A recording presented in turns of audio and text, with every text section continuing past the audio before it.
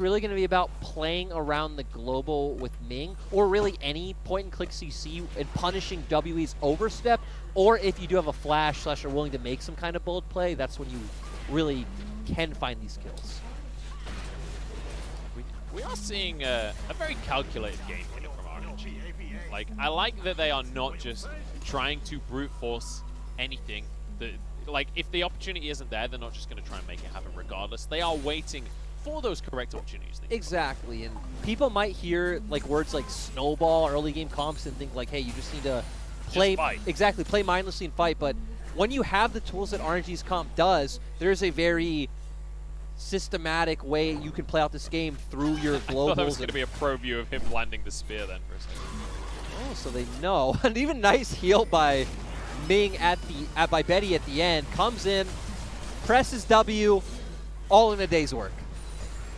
I love Pantheon. He was so much fun to play. I love Pantheon support, and it's something that, for all you viewers out there, a lot of LPL players are actually spamming this and have been spamming it for like 2 weeks. It's in all of my notes. Like, hey, this player's playing Pantheon. Like, be on the lookout for Pantheon. Then none of them pick it. Is it just alongside Senna? No. Or? I see with Kaisa a lot too, which also sounds kind of fun in a way. In lane, it sounds weird. But later in a team fight, Pantheon and Kaisa dive into your backline. Yeah, dive buddies. We could see WE picking that kind of thing up. I could easily see WE play that kind of style. Oh, my days. God, we missed when did that happen? I know, that was beautiful. That is terrifying. This also comes down to, I was thinking about it yesterday, and how many good junglers. I'm going to pause on talking about good junglers because we have new collapsing from the side. We certainly do, but he's not going to find a way in just yet. Facian hops over the wall, going to clear some vision here. We've got a Drake spawn in 15 seconds. This will be solved for RNG if they're able to get it. Granted, it's only Cloud, not the end of the world. That WE lose it. That man drop definitely available for Ming, though. Certainly, they'd like to get this soul. WE would like to deny. Ults to actually get even to the fight at all. WE need a combination between Ornn and Rumble right here. They need to line those ults up, but keep your eyes on Nu, who's going to try and get onto the backline. Beisheng desperately trying to burst this dragon down, but it resets in the middle of the fight. Now everybody going ham for this one as Morgan trying to protect the jungler. Jomung still surviving. Beisheng got the dragon, and now they're looking for the fight as well. Shalabao already went down, and Ming is stuck in the back of the pit.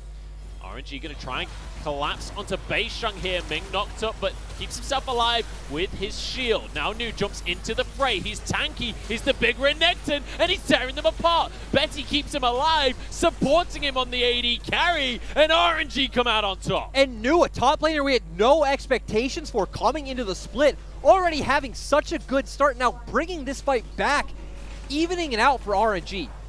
So damn close in that fight, and RNG, they do find the extra kills on the end of the fight, but ultimately, WE managed to get that dragon. And this highlights two things for me. One, RNG's setup was all wrong, came out really late. Here we see Shalabao trying to go for the smite, but both Beisheng and Morgan just being an annoyance. Beisheng able to be the one to get the smite, and here the fight is a bit all over the place. We see Ming in an awkward place. They do all in him, but Nu still very strong. He obviously did do extremely well in lane. Does go in, comes out with a really nice stun onto Dichima, comes out with a Q onto Jomung, crying, flashing forward aggressively, and Betty also in the wings, putting out damage that whole time. Felt like Jomung panicked a little bit during that fight as well. I don't think he needed to E aggressively at Ming. Had he had that available, maybe he can survive the all-in from Nu that comes out at that point. I agree, but still going back to the start of that fight, it still feels like it was a mistake by RNG. Ming backed so late, and even Nu's push in the bot lane. He pushed pretty much almost all the way up to the inhibitor turret, where had he backed off, let's say like a wave sooner, gone mid, helped RNG get priority, they probably could have had the vision set up to have a favorable Drake fight. But still, that fight also showed us that when it does come to straight up pure 5v5s, WE are not out of this game. But it's a 6K gold lead. Not going to be that easy. It's a 6K gold lead, but hey, the clips that we showed at the start of this series were comparable gold leads at comparable points in the game. This is ultimately the strength of WE is the 5v5 when they can work as a unit and team fight. We'll see if they're going to find those opportunities. Because, I mean, you can't pick Morgan anymore. He is He's got to the on point in the game where he's basically invincible. And you do not have the composition that kills tanks. No. Even with your 2 black cleavers, he's still in 3 black cleavers, in fact. They only stack 1 time. Xiaolong Bao's been found! See you later, Xiaolong Bao. He's gone. And we didn't even see how he ended up here. But at the same time, this goes back to what we were talking about before the game, to where RNG pretty much Xiaolong Bao giveth, Xiaolong Bao taketh away. He certainly did take it away just there. Or he had it taken away from him, yes, forcefully, by WE. Nice little pick that they're going to find for themselves. There's not a ton that they can do on the map, though, and this has been one of the issues WE have been finding across this whole game. We saw a similar thing up at the top lane when they went for that gank. There was nothing they could find much from it. If their composition had more engage, they'd probably be able to go straight onto a Baron with something like that, because Xiaolong Bao is a huge part of RNG's damage, but of course they had to blow Call of the Forge God to even get the Xiaolong Bao pick, so now you don't really have much to offer. They actually kind of did. Morgan didn't even get an assist. That's true, He yeah. actually died before the ult hit. But hey, the thought was there, and it's the thought that counts. It's the moral support. Exactly. Friendship and magic, Star Guardians. This is WE we're talking about. Comps that flow with the wind. I'm going to throw some buzzwords at your lyric and see what comes out. Buzzwords. Let's see. Priority. Rotations. Exactly. Now we're talking. This is lane. Analysis. This is what I'm looking for in my broadcast. If you want to know how to go get a job as a coach, or to sound really smart on Twitter, just use those words. Just insert random player and teams names and throw those words in, and I'm sure some people will listen. You just got to try it in different orders, see which ones stick, track your interactions. There you go. You've made it in esports. Congratulations. But going back, we always do have this sort of play from RNG available. Ming push out the side lane, look to man drop in and have a numbers advantage in a team fight. Instead, no. They have the confidence to rush a Baron. They could just do Baron. That is always an option, I guess. You do have center, so you can tank it indefinitely. It's not like, even if it's a slow Baron, you can just tank it forever. Morgan's TP'd into the mid lane because we've got a Drake spawn in 20 seconds. And once again, WE do not want to give up this soul. Let's bear in mind, with how ult-reliant WE are, stacking Cloud Drakes is pretty great for them. And even denying it from RNG, like even just denying the pure Cloud Drake in and of itself, you have a very ult-reliant composition on the side of RNG. These ults really going to dictate the game. Beisheng finds his opportunity to start this Drake off. He knows he's spotted, but he's Graves. He can burn this one down. RNG need to look for a 5v4 right here. They're about to. Jomung jumps away for himself, keeps New at arm's length. Teachimar and Morgan surviving as well. This is beautiful from WE. Now they're going to try and force the fight as well. They might bite off more than they can chew, though. Betty's low, trying to chase this one through. Teachimar can't finish off the kill. But Jomung, I love this confidence on the Ezreal.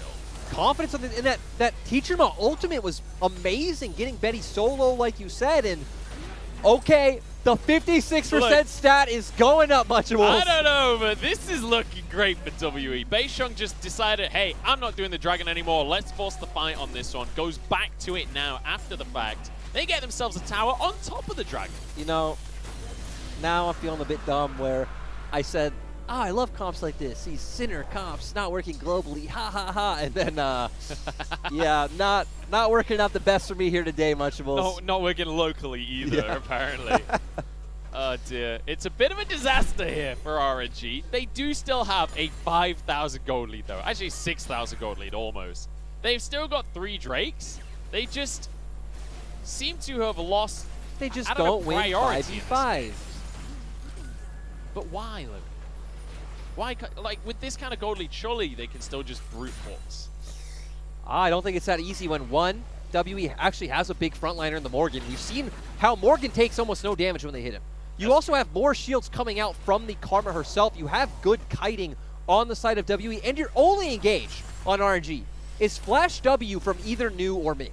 You have no other engage, or you hit a Scatter the Weak. So you actually have very good tools as WE to bait out the spell rotations of RNG, and their comp is also very cooldown reliant, right? We don't actually have an amazing source of DPS. Senna's obviously getting there, but no one else on RNG. It's going to be rough, and especially, I mean, we saw New during that fight. He tried to get onto Jomung, but Jomung didn't even have to use a summoner, just completely kited him out, has a ton of armor, has the upgraded gauntlet, now has a death lance. You also have well. the speed up coming in from missing, so Yeah. actually in this stage of the game, W are pretty well equipped to deal with RNG. Oh, well, hang on. Jomung could be in trouble, does have cleanse, but is going to be able to get over the wall here. So much CC going on to him, but he's still full health. You cannot kill the Ezreal, and now they turn it back on towards Nu. That's everything used for RNG. that is literally our whole conversation 1 minute ago. And you know what? It cost a lot of summoners for the side of WE, but Jomung survived. And that means that WE continue to just stall this out. So I guess in another 2 minutes, you try to make the play again when all of your ultimates are back up, but also Nu not having the flash this time around, and E plus the Mantra Shield coming in from missing, you would expect them to both be able to get away once again. And at this point, they're still operating their comp right. They're still looking for the correct plays, using Ming's ultimate, trying to find these numbers advantage fights. Just sadly, W can get away because, you know, there's no engage. And I'm starting to dislike this Nidalee pick in this situation, where I feel like there isn't that much in the way of setting up for this Nidalee. If you can't get Ming straight onto Jomung, which they're going to continue to struggle to get him on, it's very difficult for Xiaolongbao to actually get on and finish a target. The problem with, I'll say, Nidalee in this composition as well, is these comps are very, I'll say, momentum-based in the sense that that first Dragon they gave over to WE, that was still in a position where they were completely favored, extremely winnable, and it came off them going with bad understanding of when they should push wave states and also bad recall timings to why they lost that Dragon. Had they been able to keep up that snowball from that point, that's pretty much how these comps work. You can never be set behind. It always needs to be able to move forward. One road bump is actually massive. Seems to have bumped them off the tracks at this point, as RNG have pretty much stalled out. They are just taking a moment here, waiting for those ults to come back up, but you can see across the left of your screen, the ultimates are available once again for RNG. Dragon going to be spawning in 1 minute and 20 seconds. A Soul certainly could revitalize this squad. Yeah, and as you've pointed out with the gold, we have the item advantages there for RNG, especially compare Cryan, who's on 4 items, to Teacherma, who's on 2.5. The problem is, will we see Cryan be able to actually hit his abilities? And again, I hope so. not on any fault of his own, just on the way we've seen Jomung missing and the rest of WE be able to kite out these team fights. Jomung's cleanse is still on cooldown right now. There's no Mikhails for missing.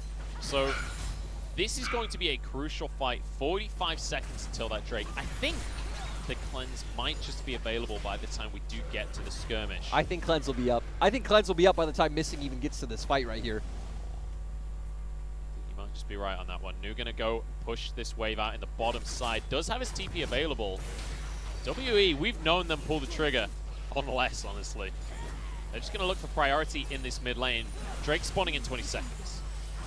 I'm interested to see what WE will... Okay, I'm not, because it's WE. They're going to look for an engage, but even if WE gave up Soul for Baron, I actually don't think it'd be that big of a deal, because WE's comp is just so much stronger at this point in the game.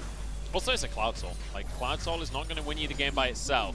But like you said, 4 Clouds on WE's composition, that Rumble ult up off cooldown would be so amazing. You're going to see multiple equalizers in a fight. Morgan rooted here, but he's not really the target they want to be going on to. And you can see WE just muscling their way forwards. Morgan trying to find a way onto Betty here. But he is starting to get low himself. Shields coming out from missing, not quite doing enough. I think Morgan's health bar outlasts RNG's mana bars, though. Yeah, potentially. Xiaolongbao is getting low on mana here. Dragon going to be started up by Jomung there. Ming jumps over the wall, but he can't really connect onto Teacherma. Equalizer to keep RNG in the fight. Good healing, though, coming out from Betty across the line here. Beishang jumps straight onto the Dragon, but he has to back away once more. Jomung's still going strong. The root lands, but there's no follow-up. Now onto the Dragon once again. Cryan. It's taken by RNG. They get themselves the soul. Beishang flashes away, and they're trying to collapse onto WE. But they just can't close the gap here. You know, it's actually funny. The Soul is a bit of a bait in itself. You get the smite, you think, okay, our team can fight, we can go now. It's like, oh wait, we just got Cloud Soul. We're really fast. Yeah, we actually we don't really get anything else. But still, ultimately, I did just say smite secured, but Cryan obviously the one who secured that Dragon. And I guess there isn't too much more you could ask for from RNG. It is actually nice that they didn't end up going down in a straight up 5v5, but remember back. RNG were throwing out every ability, Morgan was soaking it up, and RNG were out of mana before Morgan was even 30% HP. I want to see Morgan go for like a Warbox, honestly. Just so he can suck that up, heal Walk up away again, and like rush walk back and over. come back. I don't think we're going to see that today, though. As, we do see Jomung just checking the Baron. He knows that RNG can threaten to just start this one up. But importantly now, RNG very much have a window to just close things out if they can get themselves that Elder Drake. That is the ticket for them now, to be able to just straight up 5v5 once more. Yep, and at the same time, the condition for RNG going forward until that point is not any different. You really have two options. Either one, catch someone out either from some kind of cheesy brush play, denying vision, whether it's in transit or abusing Ming's ultimate. But we've seen that latter way, abusing Ming's ultimate not working. WE every time able to get away. Yeah, and you thought Morgan was tough to kill before. He's just finished himself a stone plate. So he's a big beefy boy. And we'll see what he's going to be able to do during these team fights. You've got to keep your eyes on the ultimates for WE. That's crucially how they're going to be able to turn things into a win here. Call of the Forge God is up, and that's obviously the most crucial of WE's abilities. Cleanse available here for Jomung as they start this fight off. Morgan goes a little bit wide on his ult. On just the second proc here. They're on to Jomung, but they can't finish him off. Teachama goes down, though. And New still going to be healthy on this one. Morgan trying to tank up for his team, but Jomung just doesn't have the damage to finish any of these kills. New with a stopwatch of perfection right here. Morgan gets out, and it's Jomung to fall instead. Now Beisheng desperately running another kill for Cryan as RNG have found their fight. Much, how did this even happen? Even with Morgan's ultimate, you forced out Betty's flash. Things were looking all right for you, and suddenly there's a crocodile and I guess I don't know what an Italy is in the back line. A cougar. Okay, there we go. A croc and a cougar jumping onto the back line. Teachama got destroyed in that fight. Couldn't even use his equalizer. RNG might just win the game. I actually think they will. 30-second death timers. Teachama, I guess will come at 10, has his ultimate. They're going to go for this one, missing so low. Beisheng, there's nothing he can do about it. And RNG have made it happen. The croc and the cougar comp working out in the end. 13-6. Equalizer's not enough. And the game goes to RNG. Before we move forward, what is the difference between like a cougar and a puma? The color? What color is a puma? Puma's black. Oh, God. Well, Yeah. well, RNG, I don't know what to tell you. RNG won that game. We're moving on. My lack of, I guess, Big cat knowledge. big cat, yeah, general life knowledge. But yeah, RNG, we set up. They have this snowball comp. It was looking beautiful early on. A bit dicey actually in the early 2v2, but they realized, hey, we press our point and click W. Nidalee throws a spear. People die. They translate that to a bunch of objectives all around the map. W actually doing a really great job of kind of like stalling out the fight. And ultimately, even though RNG were winning like 6K even at that last fight, I feel like that game was WE favored and more of a WE throw. Yeah, I could see that. I think a lot of that came down to New as well during the fights. I mean, I think our key learning points here, New big carry on this Renekton. He was so impactful during these team fights. WE struggling the longer the game went on to keep RNG at arm's reach and to win out those fights. The last two team fights did sort of go RNG's way. And then the third learning point, obviously, is Pumas are black and then Nidalee's a cougar. Thanks for Now that analysis. one. Well, Over to you, Lyric. again, that last fight went so chaotically. I actually didn't see how Xiaolongbao got on the back line. We saw, okay, Morgan opens his ult. Betty's forced to flash, and it's like, okay, cool. Even if this is all you get, this is actually pretty decent. Maybe you don't find a way onto their comp now, but wait out the call of the Forge God ult. It's actually not that big, and we've stated many times, RNG actually don't have a way of getting on top of you either. And then suddenly, there is a cougar on top of, was it Jomung he got on? No, it's Teachama. No, it was Teachama, He got on top of Teachama. Teachama's suddenly dead. New is now in the back line as well, and all of WE are left with their hands up like, what is going on? And it felt like WE throughout these fights, we had Morgan tanking up on the front line, but it was like, all right, now what? Because Morgan's lost half of his health, 3/4 of his health, all of his health. You haven't done anything with that now. Now you've just got a dead tank. Jomung, you know, great for Jomung. He was sat behind an all game just throwing out these Qs, but they couldn't really convert it into much. Yeah, it really didn't turn into anything at all. And I do want to say this gold graph is a bit deceiving in the sense that this game definitely felt much closer than what this graph shows. But at the end of the day, you know, I don't have to eat my words. The early game snowball comp ends up with a win. Works out here in the LPL. We're just going to ignore the turbulence in the mid-game. Yes, we are. Yes, we are. That did not happen because look at this gold graph, Munchables. I think this game is a perfect case study of how strengths of competition, of compositions matter so much more than just gold in a game. Like, I think a lot of viewers at home can come into that game 25 minutes in and go, oh, this is a win game for RNG. But, like, that was clearly not the case during the late stages of the mid-game. So, like, I think this game is a really good example of if you play to your win conditions, it's still very winnable even when you fall behind. And it also comes to a concept I like that gold is not as equally efficient on like champions the same way. So like 100 gold on Renekton isn't as valuable as 100 gold on Kayle or something like that, right? Kayle's going to get a lot more if she can keep buying time, getting her gold, getting that a 3-item Kayle versus a 3-item Renekton, right? You definitely want to have that 3-item Kayle in your back pocket. It's going to feel great. So RNG, great early game. A bit of turbulence, especially off. I'd still put it down to their mistakes on that 4th Drake. Yeah. But then WE kind of realizing, hey, we actually have a chance in this game. RNG continuously tried to look for windows, as we saw when Jomung and Missing had to blow everything to get away from the Pantheon ultimate. But at the end of the day, RNG only needed to find one fight to win, and that game did end a very, not a climactic way. There we go. That's the word. It was awesome. The opposite of anticlimactic. Yeah. It's like, what is climactic? You did it. Yeah, you're absolutely right, though. And that's the thing is, like, yes, WE compositionally were very strong towards the later stages of the game, but when you got a big gold lead, if you do win the fight, like, you can just end the game. Like, RNG were far enough ahead that they could just brute force it once they won one. Cryan's items, right? We saw how many items Cryan had in his inventory. Xiaolong Bao as well. It's like, well, if they hit these spells, they win. Are they going to get a chance at these spells on anyone other than Morgan? It was left to be seen. But we saw it at the end, and RNG won. The answer was yes in the end. So RNG 1-0 over WE. And we'll see if WE can come back swinging in game number 2, or if this is going to be a comfortable win for RNG. We'll have to find out in just a few minutes' time.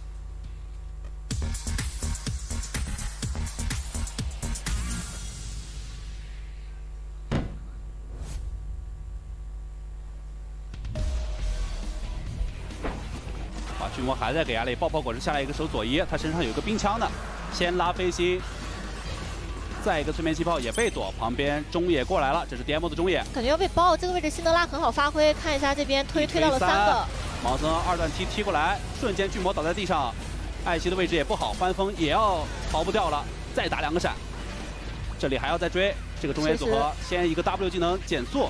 锤石机发了自己的余震，但也坦不住。盲僧还在如影随形，想再去追，这波踢过去，自己的血量也不太佳。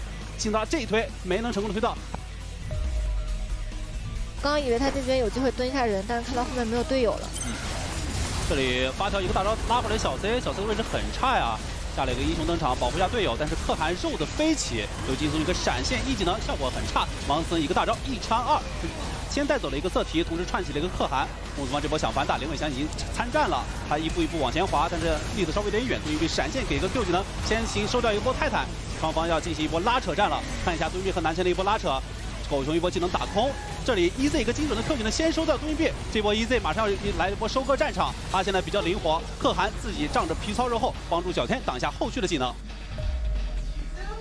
就是典型的团战英雄，只要配合到一起，伤害就可以拉得很高。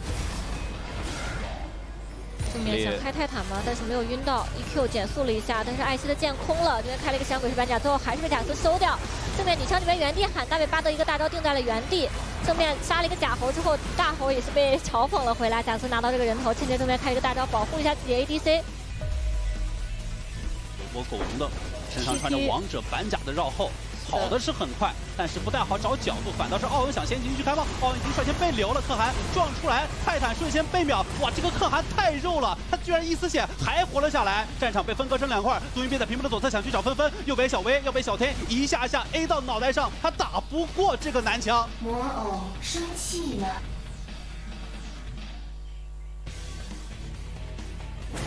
对镜成员。黄布拉斯先抢一下中路兵线，旁也不急。边有一个狗熊的绕后，他可能会去拍林伟翔，大招想去拍林伟翔，先拍出一个小田，自己率先被打残，皇子一个 EQ 接大招，找出了林伟翔，再接一个英雄登场。林伟翔的位置并不是很好，他需要往后不停的拉扯，他还在输出，他居然活了下来，这个银焰的输出相当高，一米哥已经踩到了后排，再挤一个铁爪，抓了一个小 C， 直接打了一波大团灭。 灵与力的融汇。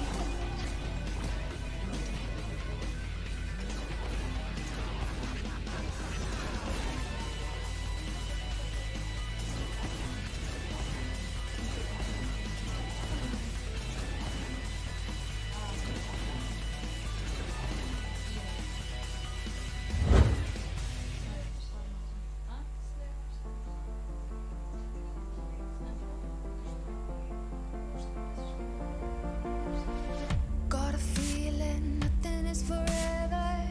Keep your voice low. The sun is high, but I wish I could bathe in the moonlight. Ooh,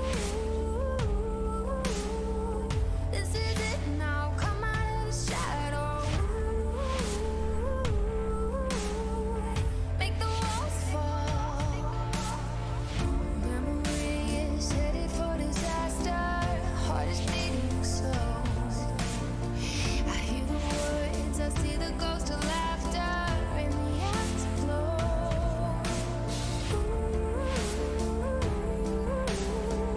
This is it now. Come out of the shadow. This is it now. Come out of the shadow.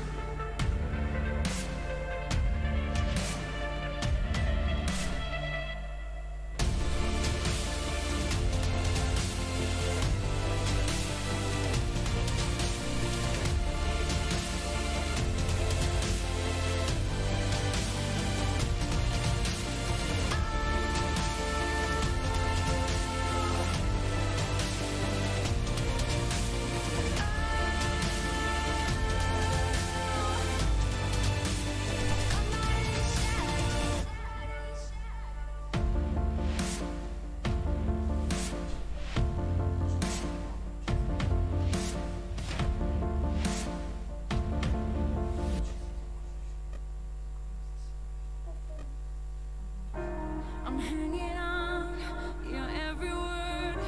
The love inside, I feel it burn. I've never felt this way before. I've had a taste, now I want more. So here we are, just you and me.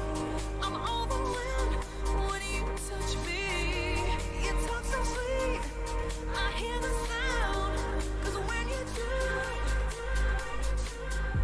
my feet won't touch the ground.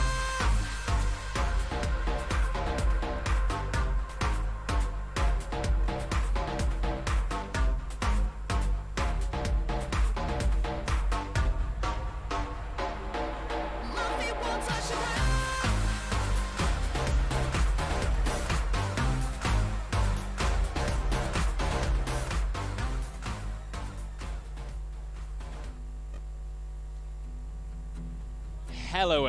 Hello again, everyone. If my words will come out separately for once, it's RNG against WE. We're going into game number 2. I'm Munchables. This is Lyric, and I think it's very important that we quickly address something that we said in the previous segment because multiple people have said on Twitter now that it turns out Cougars, Panthers, Pumas, and Mountain Lions are all the same type of cat, and they're not black. So I was an idiot. I think they can be black. Thank you, Twitter.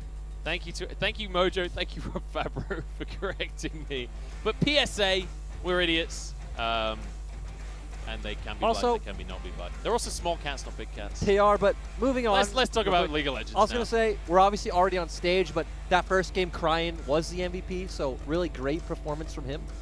Yeah, Cryan looking amazing in game number 1 on the Syndra, being able to follow up with so much damage out of each of these situations. And I think it was important as well that he was able to follow up on what New was trying to get done for the team, because it felt like in the couple of fights that they did lose, New was doing his damnedest to win those fights. Yeah, Nu was extremely good, especially that one dragon fight is obviously the one that really comes to mind, right? But still, overall, good performance coming in from Cryan, and especially I was really skeptical of RNG coming in without Xiaohu. I didn't know if it would be the same performance like we saw in that one game against V5, or if they'd be able to bring a more coherent performance together. But overall, Cryan looking great. Yeah, Cryan looking fantastic, and it's good to see. It's exciting to see Cryan, you know, firing from all cylinders, because a lot of people were worried when he was picked up by RNG that he was going to be kind of sat on the bench behind Xiaohu. So it's good to see in his second game on this roster, him showing up and really being the driving force behind the victory. I'm still going to be upset, not about necessarily Xiaohu being on the bench, but about the fact that we have to be in a world where either of these players has to be on a bench. We could see the full 6-man roster coming into play. Well, 7-man if you include 705 as well, but we could see them swapping between mid laners, varying in styles as well. That is always an option for them. I'd love to see that. It would be interesting because Xiaohu plays everything, so you'd have to, I feel like, really define what Cryan is the best on and try to play around that. Obviously, we just saw Cryan on Syndra, which even in spring, Xiaohu was one of the big pickers of Syndra, but it would be interesting to see if they want to build Cryan around this style with like the Azir, like we saw a lot in spring on eStar. We'll have to wait and see what's ahead for the mid laners. But it is going to be Cryan on stage once more as we head into game number 2 of the series. WE now on the blue side with the Nidalee banned away, respecting the pressure that Xiaolan Bao was able to put on. Yeah, and I want to see what happens this time around. Of course, last game, the first big Senna kind of came out of left field for us, and this time, WE respected. Yeah, this time not going to come out at all. WE don't.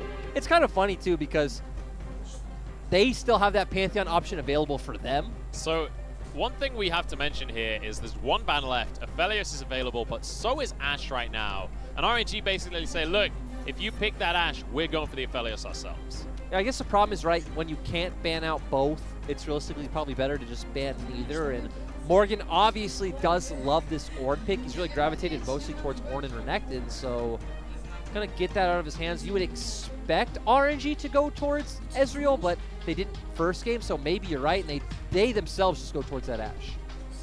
We'll have to see where Betty goes with this one. When you look at his champion pool, he has played a ton of Ezreal in the past. He's played 4 so far this split games of Ezreal, but he's actually played a couple of games of Misfortune as well, so that is still an option for them. RNG have options available. The Twisted Fate, though, locked in by Cryan. So it makes sense, right? We did see them ban it in the first game, so wanting to lock this up early, not let Teacherma get his hands on it. And obviously, since he also doesn't have the Galio, nothing that can really easily follow it. An interesting answer that they could take, though, if they do want to be able to try to follow the Twisted Fate roams, is the Aurelion Soul. So I want to keep my eye on where WE go. I do expect them to lock in the Renekton. Very pointed. This is Morgan's other big champion. Yeah, I mean, I remember right at the start of spring, Morgan wasn't even the Ornn guy at the start of spring. It was the Renekton and the set that he really popped off on to start his season off. But then the Ornn came in later on in the split, became his go-to. Beisheng with the Trundle here, not the carry that you usually expect out of Beisheng. No, but moving over to RNG, I actually really would like them to pick the Ashe rather than the Ezreal here because you have Thresh and Twisted Fate, right? So when you have these two champions, you think pick comp. Yeah. So let's just keep building on that identity, which Ashe obviously does extremely well. Let's go, Elise Jungle. I'm ready. It's probably not going to happen, boys and girls. Well, no. Ace soul band away here. Yeah, so we're already running out of options, and the fact that Beisheng has already taken the Trundle means we're not seeing Pantheon Echo. So I would assume that in itself is a soft ban to another champion that Teacherma plays. I guess we could see the Rumble, the set also. Obviously, we'll just ignore the Twisted Fate. The last thing, which would be quite interesting if you wanted global pressure still, is to take Nocturne, but you have 380 champions already, so actually, Teacherma's options feel extremely limited. I mean, the Syndra is the one that's like jumping out at me alongside that Rumble still, but the thing about the Rumble, you can see the Fiddlesticks band here. We've not seen Teacherma play it, but you could easily imagine Teacherma going for that Fiddlesticks pick. It would definitely fit in his wheelhouse.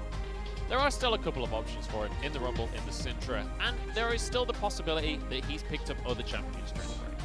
I was going to say, I expect Xiaolan to go towards Lee Sin, but now that Lee Sin is banned, going to have to go somewhere else. The Rek'Sai is still open as well, so another early game jungler if they want to try to snowball the map. Too could be an option for them. You'd expect one of these more early game snowballing options, right? That's what their composition has already set themselves up for.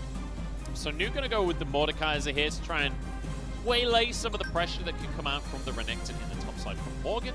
And now WE, they have to confirm this roster. This obviously just makes sense, right? Because when you've set up TF and Ashe, you're already saying, hey, we're going to play on a bot side. You lock in Mordekaiser, so if they trade, we pull you into Death Realm and everything's A-okay. Well, we talked about the Karma being a flex pick in the last game.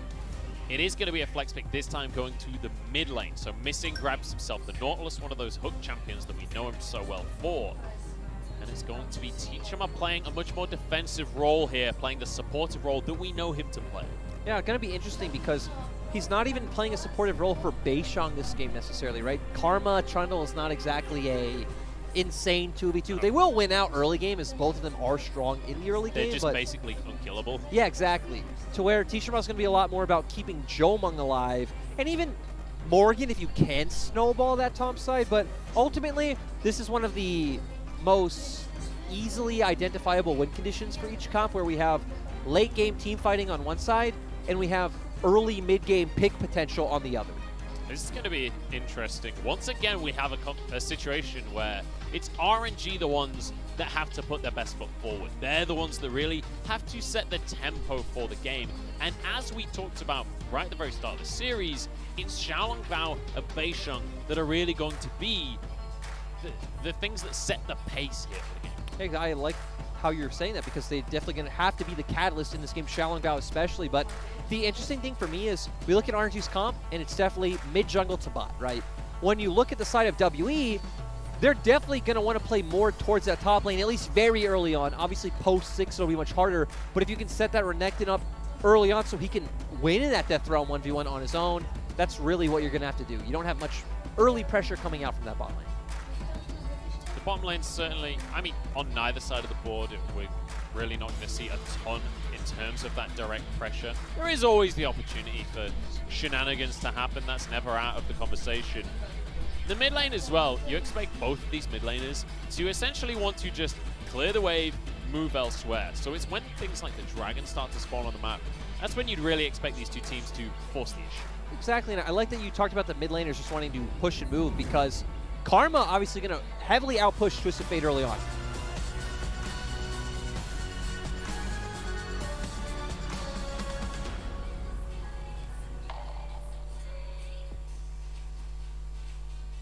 I'm scared, Larry. You know what the thing is? RNG's like players looked very menacing with that music. WE still looked like the same like humble, little nice, like cute kids. Like, hey guys, let's go play some League of Legends. They're called the Star Guardians, I'll have you know. I like it. I The like Friend Squad. the hero of the LPL, as some may say. I love it. Well, let's see what they've got, because, I mean, the Colonel likes RNG's composition, that is for sure. So, I feel like you have an opportunity in the very early stages of the game if you're WE, because Karma definitely going to shove in Cryin. Twisted Fate not going to have a lot of opportunities until he can start picking up some item components and then start clearing out the waves with this Q.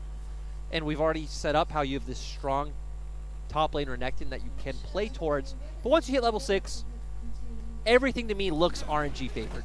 You have this Mordekaiser that's going to be able to deal with any pressure top side, and W are going to have to try to match that 4v4 setup bot, but you have so much kill pressure from the Ashe and Thresh.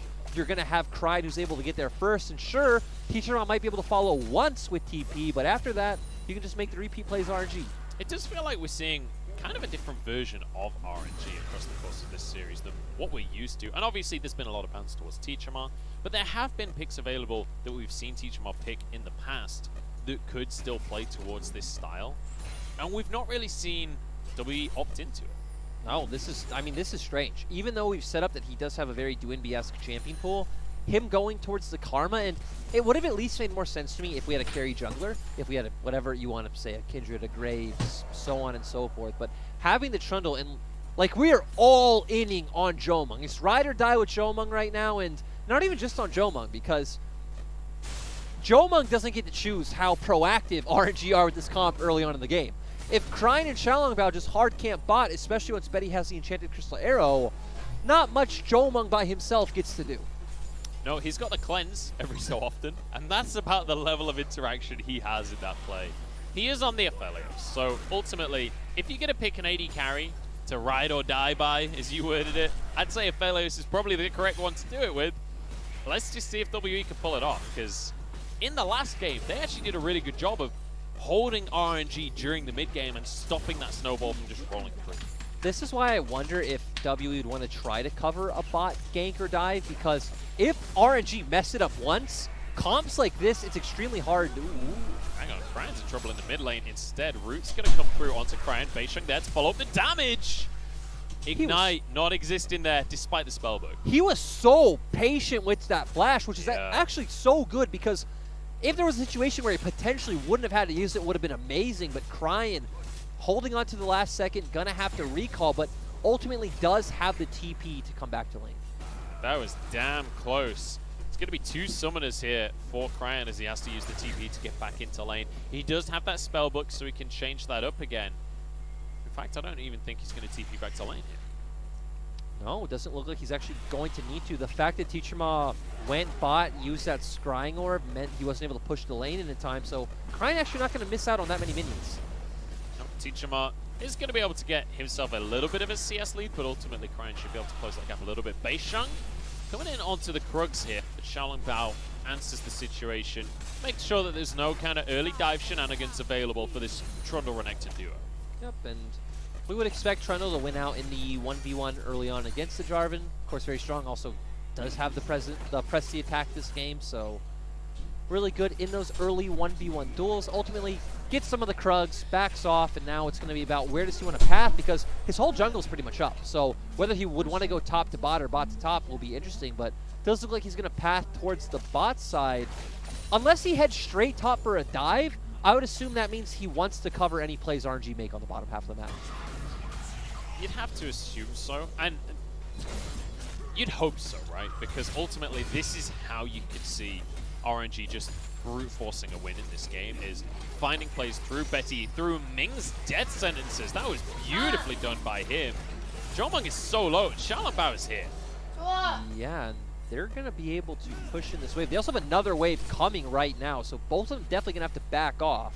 This is scary. Oh, wait, what? Missing didn't see him. Where did he go? Okay, he backed away. Well, they're so...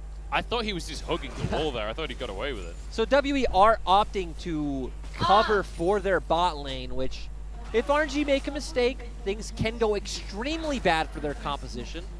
So I couldn't understand WE's kind of state of mind with this play, rather than trying to just play for the Renekton.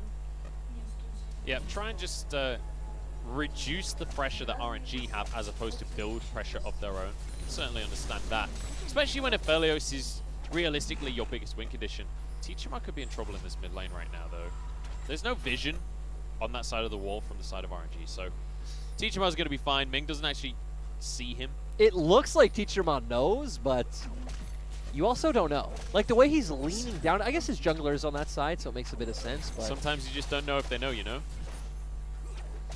all I know is that you don't know the difference between a puma and a cougar. Neither do you, my friends. Or a mountain lion. Or a panther, for that matter. Or any other small cat. Which, in what universe is that a small cat, by the way? Those cats are huge. They are pretty tiny. Again, I've seen mountain Have you lions. seen a tabby cat? Yes. I know what a small cat looks like. A munchkin cat is a small cat. Okay, they're like small to medium-sized cats. They're pretty big. They're like dog-sized cats. Yes, but I don't consider dogs big. I guess it depends what kind of In dog. comparison to cats, dogs are big. I guess that's true, but This is a hill I'm willing to die on. Let's stop talking about cats now. Let's talk about League of Legends. let's talk about that Crayan has Destiny available, so maybe we'll finally see a play towards the bottom half of the map. I certainly hope so, but Xiaolong Bao is not on the bottom half of the map. He's going for his red buff right now. So, it's relatively safe to assume that they're not going to dive in the next minute. Interestingly, we actually just saw Crayan back off from the wave, stand under his turret, and Teacherma used a missing ping, so he was kind of giving some pressure without actually giving pressure. Which is nice, because we've talked about this on broadcast before, that to me that's what really makes a kind of standout player go to that next level. And that's one of the things we've actually complimented Teacherma for in the past as well, when he's on these roam champions, just stepping out of vision in the mid lane, force pressure in that way onto the opponents. So honestly, of any player, if you're trying to do that strategy, Teacherma is the one that's probably going to know that strategy the best, right? Yep, definitely true, but now we're going to get to a point where through their pressure in bot lane, and obviously the fact that Crayan was hiding out of vision and does have the Destiny available at all times, RNG finally going to be able to pick up their first neutral objective. Nicely done here by RNG. Going to grab themselves a Mountain Drake to start things off. Xiaolongbao able to smite that one out. It's missing and Beisheng move in, but they're not going to find any stragglers here. And I like the respect here from Jomung, not stepping up to the wave because they don't have vision in the pit. They don't know. RNG could have easily just tried to force something in the bottom. True, but you know, I know we're only hitting the level 6 marks, but the fact that we do have these types of compositions, Twisted Fate, Thresh, Jarvan, there's a surprising lack of ruthless bloodthirst. Bloodlust. Let's go with that word instead. Why not both? Because there's no Draven, so nobody's building Bloodthirst. That's why not. Hey, the new Draven build is also all about lethality. True. But we don't have a Draven, so the old Manamune. Why do people say Manamune instead of just Manamoon? I have no idea. Why does the E make it an A sound? It doesn't. It shouldn't. It doesn't. Yeah, I agree. It's when I hear it, I giggle on the inside and I move on. But and then people even call it Mirror Mana instead of Mora Mana. It's a U, people. yeah. I don't know why this item has so many issues with people misnaming it. But there you go. We're not going to see WE getting themselves a Herald here, Lyric. Yeah, despite the fact that RNG's balling in pressure, so they could have looked to roam first. Why are RNG not doing anything? In game number 1, they were super proactive. Game number 2 here, they have a super proactive composition, and they've fallen asleep.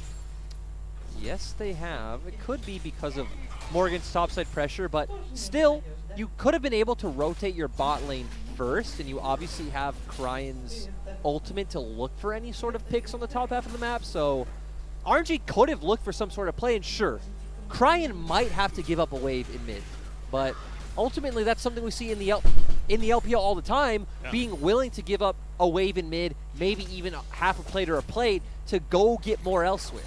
Yeah, more than happy for many of our mid laners, especially, I mean, right, the world champion is famous for doing exactly that play to get his team advantages, so it's not that surprising to see here, but we're not going to be seeing that for now at least. RNG playing this was slow, and if you're a WE fan at home, this is exactly what you want. A super slow early game is the perfect situation for WE. Yep, we haven't exactly talked too in-depthly about WE's win conditions for the fact that we said this team just wants to take it slow. As long as RNG aren't able to make plays, you have this Karma Aphelios composition scaling up to the later stages of the game. The one scary thing for the side of WE is no matter how late in the game we get, Nu can always just bring that Aphelios into the death realm. So Jomung is going to have to pay the tax, going to have to get himself a QSS at some point, which will slow his build overall. So just add a little bit of time to the scaling on WE. Yeah, and we're actually building up WE's playing slow and scaling, but instead of wanting to come into the bot lane, I guess it makes sense. The carry of their comp is the Aphelios. They have the Rift Herald, so there isn't a better champion for them to drop and get plate gold for. This doesn't feel like the kind of game that you want popcorn for right now, Lyric. This feels like the kind of game that you want strawberries and cream for. This feels like Wimbledon, where we're just politely watching the teams hit the ball back and forth, waiting for the next serve. Nice return there from Beisheng as he's going to face check into the brush, but Xiaolongbao able to flag and drag away over the wall. This reference is way too UK for me.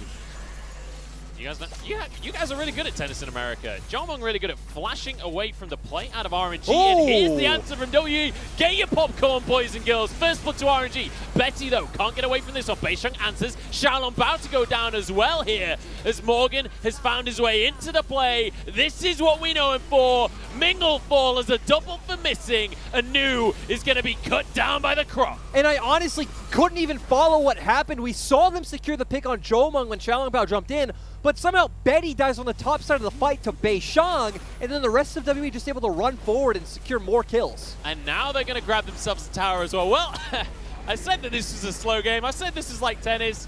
This is gone real quick into an absolute brawl. This is going to be first tower going the way of WE, as well as 4 kills, and now a 3,000 gold lead. And Okay, so let's actually take a step back, see what happens. So we see the Enchanted Crystal Arrow come out. We know that hit? Cryan coming in with the gold card. They aren't able to secure it. Ming flashing as well. Xiaolongbao going to secure the kill here, but I want to see what happens up on the top half of the fight. This great ult coming in from missing. Betty flashing over the wall right into Beishang. And then the rest of W's members on the bottom half of the fight just running forward. Morgan getting pulled into the Death Realm by New, but guess what? New able to actually win out in that 1v1, just then wait out the Death Realm, and then New dying. Yeah, I mean, New pulls Morgan into the Death Realm and then realizes that he's just challenged Renekton to a 1v1 early on in the game. That ain't the play. That is not how you win this fight right here. 3,000 gold lead for WE, and that means that they're able to quite happily just start this Drake up with no contest from RNG. And now things actually get really hard for RNG. You're running this Twisted Fate Jarvan composition, so very strong in the early mid stages of the game. Twisted Fate also feels pretty useless when you fall behind because you actually don't really generate any pressure in a side lane, so it's going to be hard to create a numbers advantage. And ultimately, this comp with the Aphelios, also with the Trundle Karma as well, going to get time and get more gold and items onto the Aphelios. It's going to be an Ocean Drake this game as well, so we should have a decent amount of contention over those dragons. And I think this is that was a very important fight for WE because it kind of set a tone here in this game. Xiaolongbao finds himself a croc in the jungle there, but it's going to set a tone for this game of, like, WE are willing to fight you. It doesn't matter if their composition isn't the early game composition. They're still going to take these fights. They're not just going to allow RNG to run away with the early game. Well, it's also nice, too, because we talked about how the option for counter-playing that bot side 4-man play was there. It was going to be interesting to see if they opt into it. That is a lot more WE-esque rather than looking to play through Morgan, so glad that we saw it come, but at the same time, it is also surprising it took RNG 13 minutes to even find that play and then not get anything from it. Also feels like they had a few other earlier options, both on bot and top side. So now we see WE with the gold advantage, with a tempo advantage as well for themselves. We'll see where they go on the map with this one and try and force the issue a little bit themselves. Or do you expect them to just kind of sit back once again and go, hey, we're happy to just stall it. Now that you guys don't have any advantage to work with, we're cool to chill. So once again, the name of the game for this comp is neutral objectives, and I mean that not necessarily in the sense of turrets, but obviously Dragon and Rift Herald. So we're going to wait for those to spawn. We're going to group up as 5. We're going to try to get those sorts of fights once again. But still, they can take it slow, right? They don't feel any pressure to start up these objectives themselves. They have the option to, since they still are very strong in 5v5s. And RNG are the ones forced to look for these sort of plays with Ming and Xiaolongbao roaming around. They're going to have to give up pressure somewhere, so that's why Beishang's able to go for this Rift Herald play, because it's like, hey, we actually can't contest them straight up 5 men for 5 men. We need to get a numbers advantage or find a nice pick. Well, RNG are going to be able to finish off that tower in the bottom side in exchange for this Rift Herald. Bear in mind, Destiny available for Cryan, so there is the possibility of a snap play out of RNG. Let's bear in mind how quickly we went from 0 to 100 with that first fight of the game. That is the flavor of the fights here for RNG. They can really just suddenly increase the pace of games.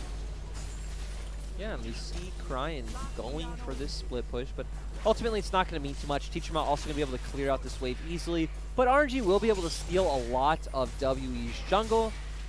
Ultimately, though, it's not going to turn into any kind of tangible advantage. In WE, though, going to have this Rift Herald, which even just the pressure of that forces out a TP from Cryan. Very nicely done here from WE, and I think it's not even just like they positioned to get the TP. Like, I'm sure they would have just gone for the Herald had he not gone for the TP, but again, WE finding these advantages, and they have ages on this Herald. There is no rush for them right now to drop that. Nope, they did just pick it up, so they have quite a long time. One of the nice things as well is Drake's going to be up in a minute 30. I was going to say they could hold on to the Herald and use that as pressure for the Drake, but instead, why not just take the tower now is what they say. John Monk steps forward as well, but there is an answer here from RNG, so not going to be able to finish the tower. And they can't fully commit on the turret since they do know that Cryan does still have his Destiny available, so if they do overstep, it will give RNG a path back into the game, especially with Teacherma, who is just showing on bot side. So Morgan moves up to the top side just to answer the push that came out from Cryan there. And once again, we kind of reset, but with the Drake in a minute's time, you'd expect RNG to be trying to start to set themselves up for success here and look towards that. But when we have a look, I was going to say have a look over towards the items, but don't forget, Missing looks pretty OP right now. That's the amount of hooks he's landed so far this game, 1,130. Pretty impressive. How many hooks per minute would you say that is?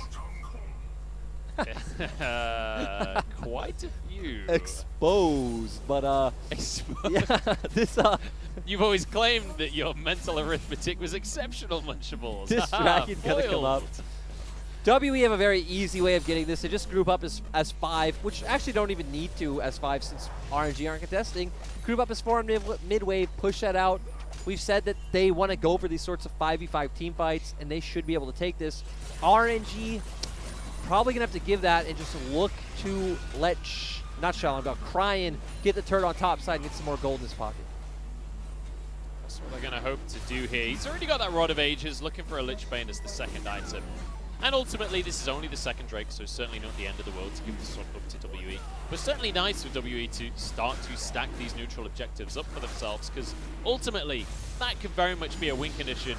We have seen what Aphelios can do when he's got an Ocean Soul. That carry becomes invincible, and when that's your main threat in your composition, you're more than happy to stack up the dragons.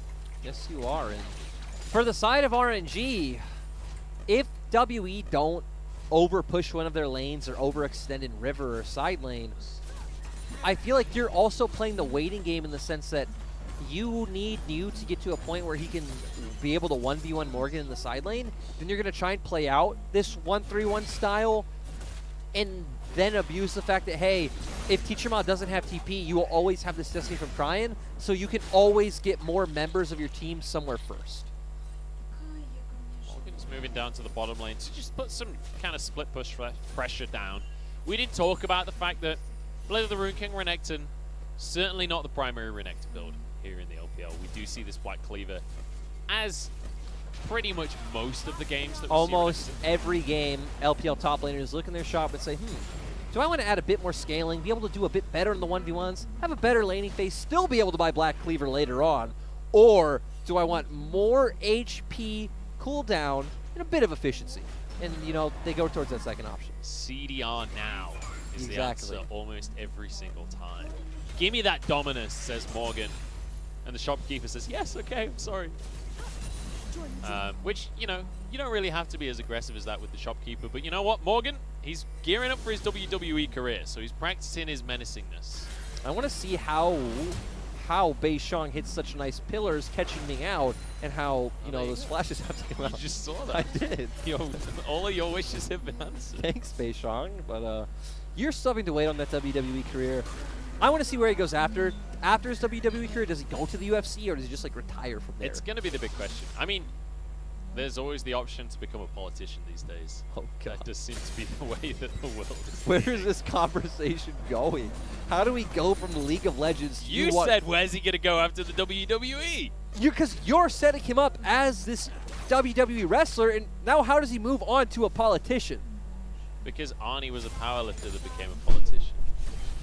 That is the comparison that I'm willing to make. Completely different things. Hey, they're all strong. I don't know a lot about fitness, okay? It's not one of my areas of expertise. Yeah, you have syrup on your pancakes. Maple does, that's for sure. I mean, Actually, no, they didn't. They really didn't. It was BLG drinking all of the syrup by the end of that series, let me tell you. Let's get back on track here, Lyric, because we're going down a rabbit hole here. Or a hobbit hole, I guess, as we mentioned earlier.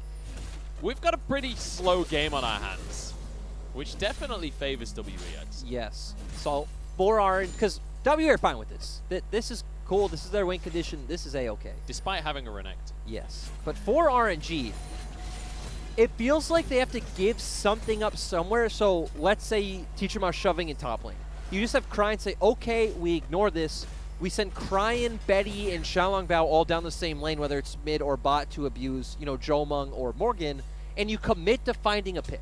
Because that's the only way you're even going to potentially open the map and push WE into a position where they start making mistakes that you can abuse. Because we've seen for the past 10 minutes that if the game just keeps up like this, Teacherma's playing extremely safe. He's only catching waves on his side of the map. And you're not going to find openings to use his Destiny and get picks. I'm starting to wonder whether or not RNG actually watched our opening segment on this series. Whether they saw the B-roll we got of Jomung starting a fight with an Ash Arrow and the rest of the team following up. Because that is exactly what RNG need to do. RNG are kind of, I know I said this in game 1 and you laughed at me. They're kind of playing a WE style composition. You know what's really strange too is, so Betty has only played one game of Ashless Split. It has not been his go-to champion, but historically, there have been years in the LMS where Betty's Ashe was his best champion by far. He was looking like the prey of the LMS. But here today, it's like you said, it doesn't look like he notices that there's an R button on his keyboard. Oh, we're going to get it? He's going to throw an E. Just a bit of vision. And then he's going to back away. We nearly saw it. Instead, what we're going to see is WE walking forward to grabbing themselves a tower with absolutely no contestation whatsoever from RNG. Beisheng even confident enough to just step into the jungle of RNG there. As Dragon now spawning in 10 seconds time, and WE the ones in position to try and capitalize as Cryan pushing up towards the top side. So, the option we just laid out for RNG is like the proactive option of how to try to get back in the game now. The less convincing one that I think would be harder to execute is, we talked about waiting for a point to where New will start being able to win that 1v1 against Renekton, which I actually don't think will be for another, maybe 2 items. And then you can try to pull WE across the map because you'll be able to have pressure into side lanes and then try to collapse on like a central target in mid lane. But you're also giving WE time to scale. So... And if that central target is Aphelios, he will just kill all of you. And if Morgan and Teacherma both have teleports up, you then have to like reset and make that play once again with like just Destiny. So that takes a lot of time. That sounds very hard to execute. All right. So let's look at the other side of the board then, because we talked about how WE want to scale. Obviously, we've talked about that. Obviously, they have an Aphelios, they have a Karma. Team fights look good, but how do they actually set up to win this game against the composition of RNG once we get to that late stage? But they're already doing it, right? We just keep seeing you wait for the neutral, so you wait for Dragon, you go to Dragon. We're going to get to the point where they're either going to get 2 Ocean Soul next, and then you just take the Baron for free, or RNG has to fight you, then obviously you close from there, or... I mean, actually, I just laid out both options. That's it. Yeah, that's, there are no other options beyond that for RNG. Exactly. So their way of closing out the game is just doing it until RNG have to fight them. RNG can't ignore them forever. This is Season 10. We have Souls. We have Elder Drakes. You just can't ignore everyone forever. I like to think I had a Soul long before Season 10, but you know what? Are you sure? I don't make that much jazz music, so I could be wrong on that one.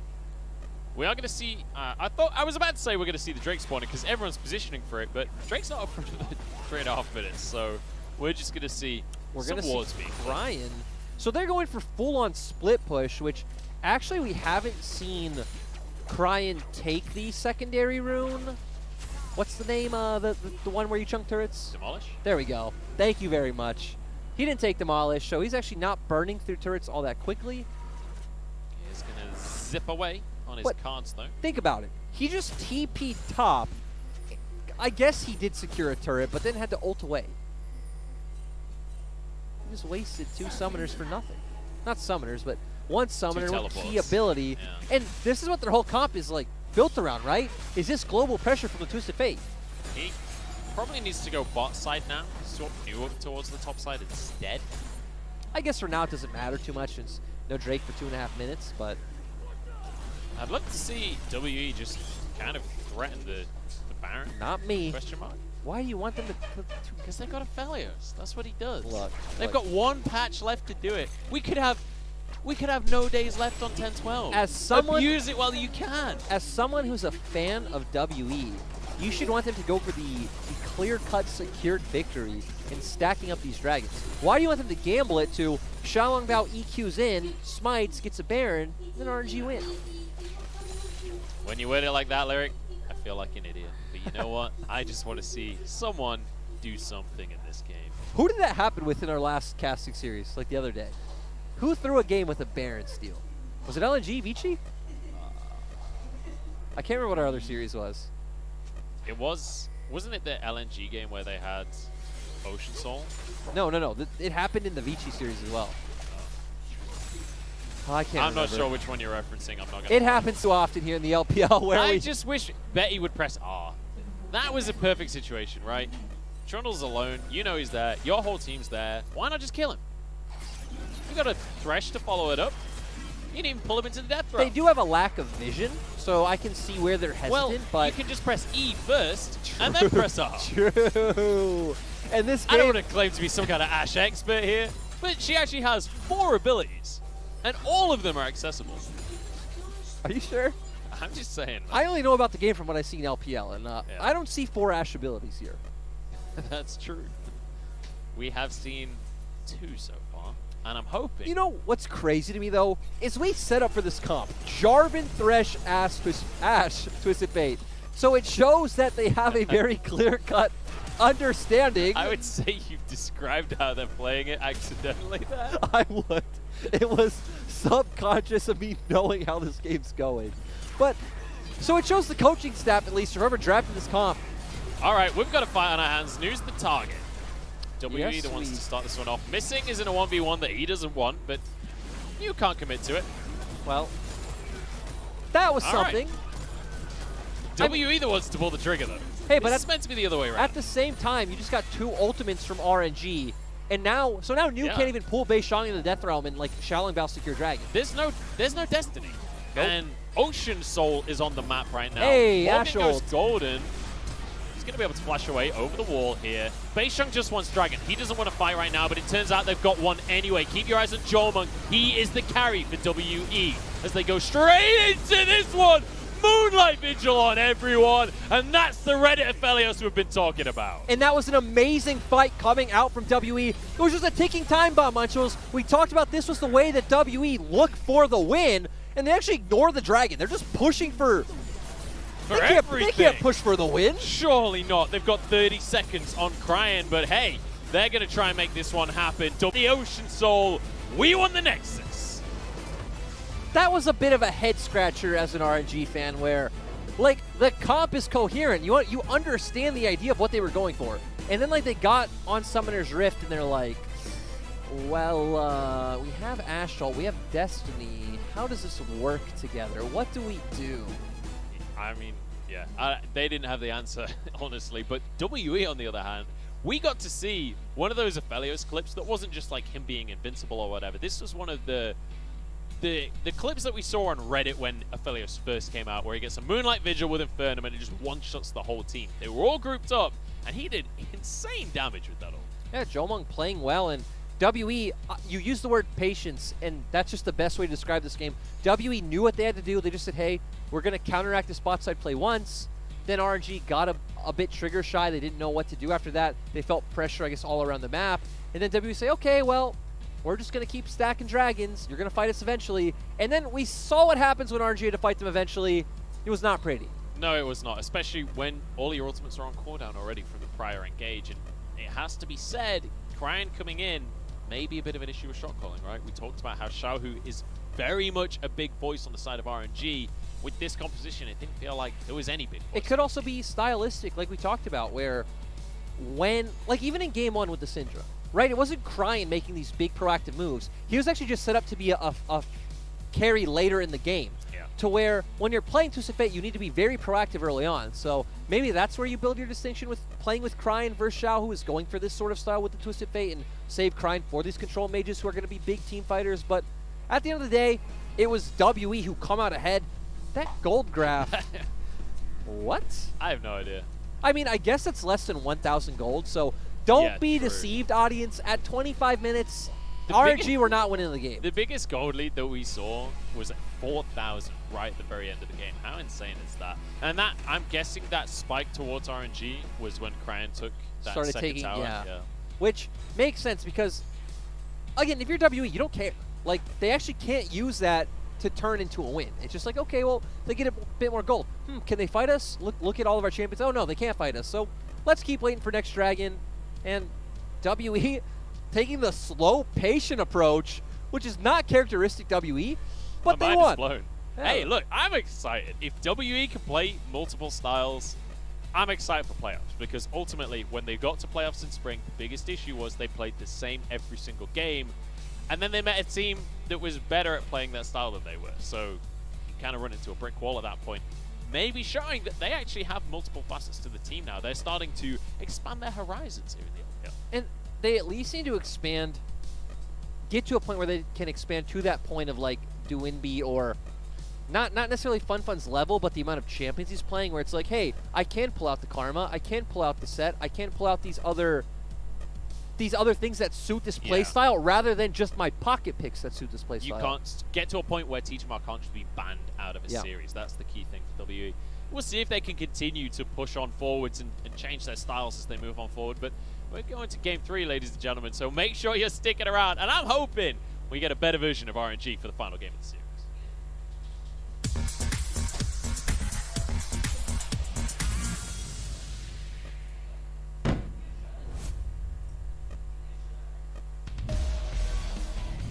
哎，这个羊好像插到草外了。哎，但很坏，30块钱都不给你。哎，但是回来的时候好像要打一套奈特。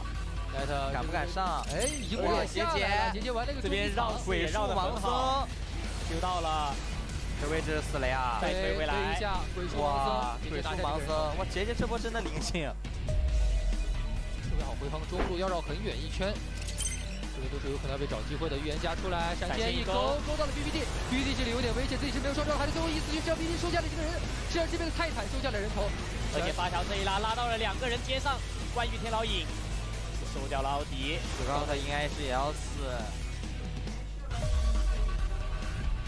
小龙看一下是谁的，小龙剩下1丝血，回血了。这波预言家是被奈特给秀了。进来想抢，艾克拿到旁边一个引疗员，但阿水倒了，阿水这边直接被开到了，后续一个大招框的是个369，这波团战感觉涛不能接了，这波要撤。后面在龙坑里面想要留下这边，哎，优米，我还没上车呢。尽在我的掌控之中。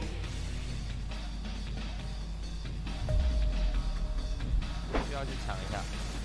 抢不到的话就看能不能发挥一下，而且再拖一会儿，猴子也可以继续过来。这边一张黄牌定一下，定到的是一个泰坦。哎，这波感觉还可以，再摸一些辅助。这边关键激发开起来，还在追，二路赶紧一脚把这边艾希踢走。后续悲伤的位置有点危险，加一个闪现，闪现上去，一直 A 一直 A 一直 A， 这2个人打团没有办法，像个战神一样。哎，但猴子来了，这边猴子过来，这个位置是哎，旁边是一张牌刮死了，这边是刮死了哈罗。哎，开启一个金身。结束之后没有死，魔偶生气了。这位置团战已经要打起来，大，但是这边滔博先把龙拉一下，要等龙回血。哎 ，EDG 感觉可以直接 run 这个龙，泰坦一勾没有勾到，龙是谁反而的？接团，一拳血龙，发条打了下来。这边发条是没有用惩戒，直接把龙打了下来。正面团战，滔博摧枯拉朽，接着沐浴龙血，远古龙血可以直接摧枯拉朽，毁掉 EDG 的团战。哇，最后 JK 拉50拿到一波吹波 Q。Got a feeling nothing is forever. Keep your voice low. The sun is high, but I wish I could bathe in the moonlight. Ooh, this is it now. Come out of the shadow. Make the walls fall. Memory is headed for disaster. Heart is beating slow. I hear the words, I see the ghost of laughter in the afterglow.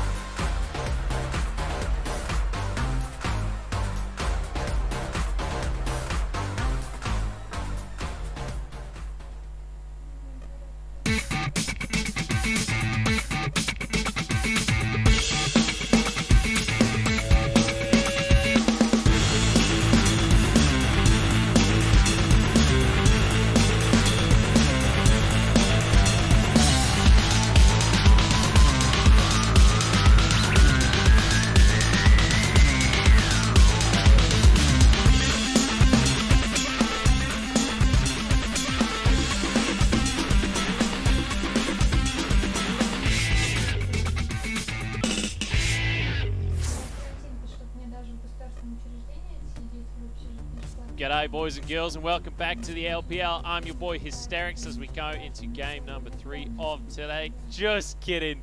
It was me all along. I'm Munchballs, this is Lyric.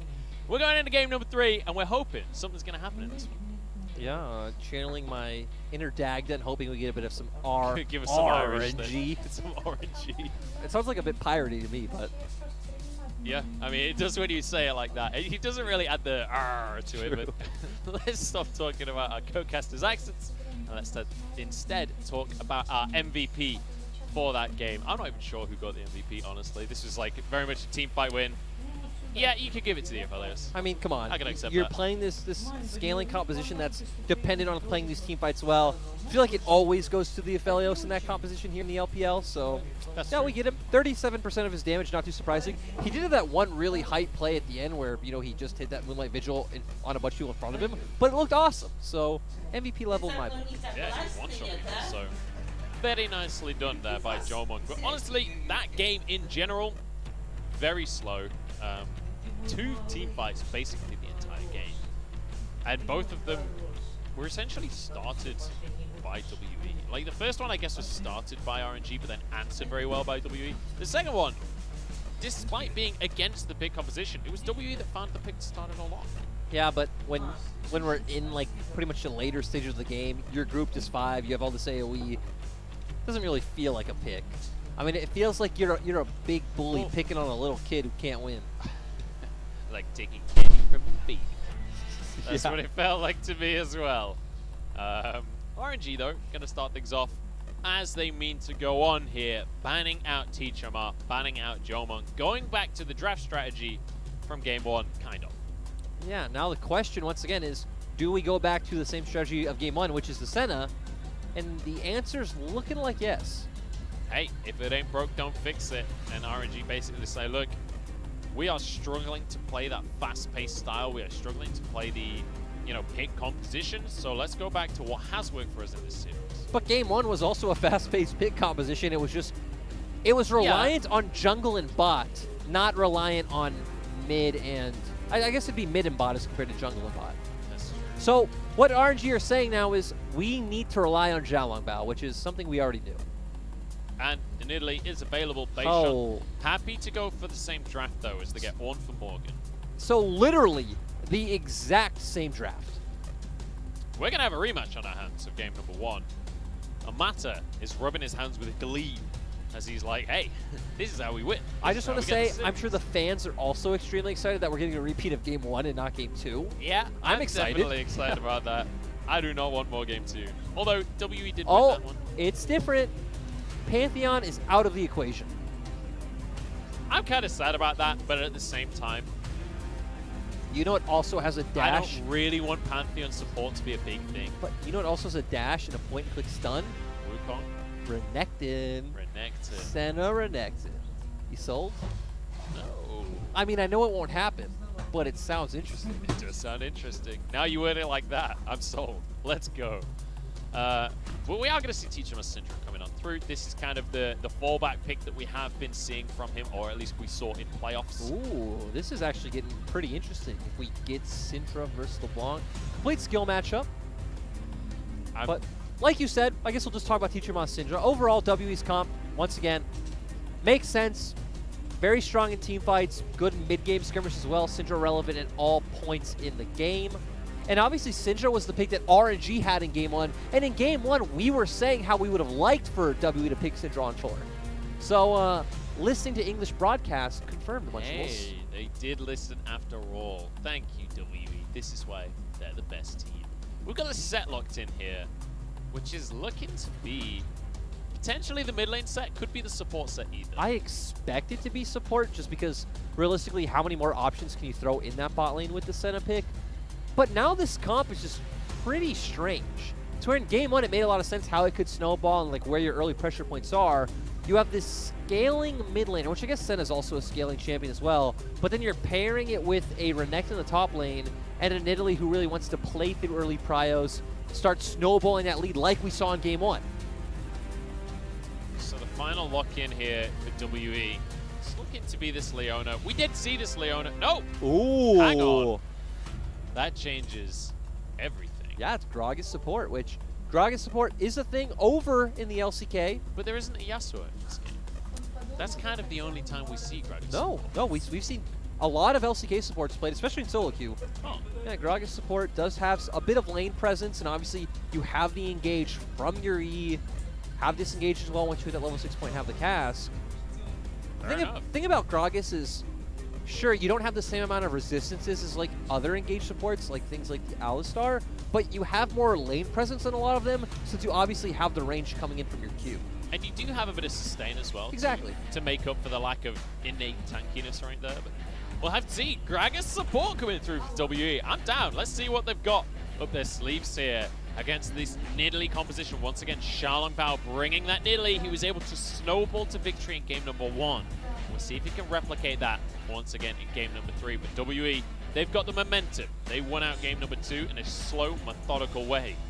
They'll be hoping to replicate that success here in the 3rd game of the series. I'm just excited to see what Missing will bring to the table with this Gragas. I want to see what Rooney takes. Like, are we going to go for what I was talking about with the phase rush, which has pretty much only been done in top lane? Are we going to go towards the aftershock and go with, you know, more tankiness? We're going to have to find out as we head onto Summoner's Rift for game number 3, the decider here between RNG and WE. This will decide who makes it up to 3rd place in the standings. Kind of got baited. Looked like something was going to happen, but I thought we were going to do another one of those hype videos. the thing, I was thinking about this, I'm like, but who would you give it to? Because it would be pretty unfair to just give it to one of them. You could just give it you to have them WE both because they together. won most recently or something. You like cut the screen in half and do like half of their teams on each side. And that would be cool. Stylistic. So we are getting the aftershock Gragas, so is going for more of that frontline role, which, you know, does make more sense. I don't think the phase rush in bot lane actually makes sense, especially with the way it is played in top is a bit different. And the Colonel this time around is all RNG. He's looking to make enemies at this rate. But let's just bear in mind, shout out to the stats guys, because the Kentucky Fried Chars have more stuff factored in to get their stats right, but also more points as well, so it's less of a bumpy line and more of a straight point. What is going on my screen right now? That was Senna. That was High Noon Senna. Yes, it was. She's on like one of those like mechanical fairground ride yeah, things. mechanical like bulls. But Rodeo. so looking at RNG's comp, right? The one thing that easily jumps out to us is the fact that they have a lot of range to play with. So they can do a good job keeping WE at arm's length. Despite the fact that WE has an Ezreal, you still have Senna, Azir, and Italy. So a lot more poke coming out from their side, able to play out in these siege scenarios. You also do have some, not even necessarily follow-up engagements, you really only have the set. And looking at WE's perspective, though, they at least do have engage coming in, right? We have the Ornn, and this time around we have the Gragas. So even some follow-up engage in there as well, and we have a ton of burst. So a lot of these later game fights are going to come down to if WE can find engages or not, and how well RNG plays around that. One thing WE have historically been good at, though, is finding the engages in these fights, setting themselves up, especially Morgan on this Ornn is known for how good he is at finding these Call of the Forge Gods. Nice little side swipe from Beisheng there. And we've got a fight for the Wolves on our hands here. Xiaolongbao will not let this one go. Xiaolongbao doesn't have Smite, though. Yeah, but it's all about confidence, right? You got to pretend that you got the Smite, because Betty's here as well.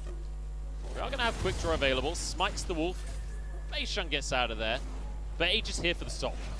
Jomung now getting damage over the wall. What is going on at this point? RNG looking to make sure things are happening in the early game. And I'm glad we're seeing this now, because regardless of where either comp wants to play in early game win conditions, we've seen all series long.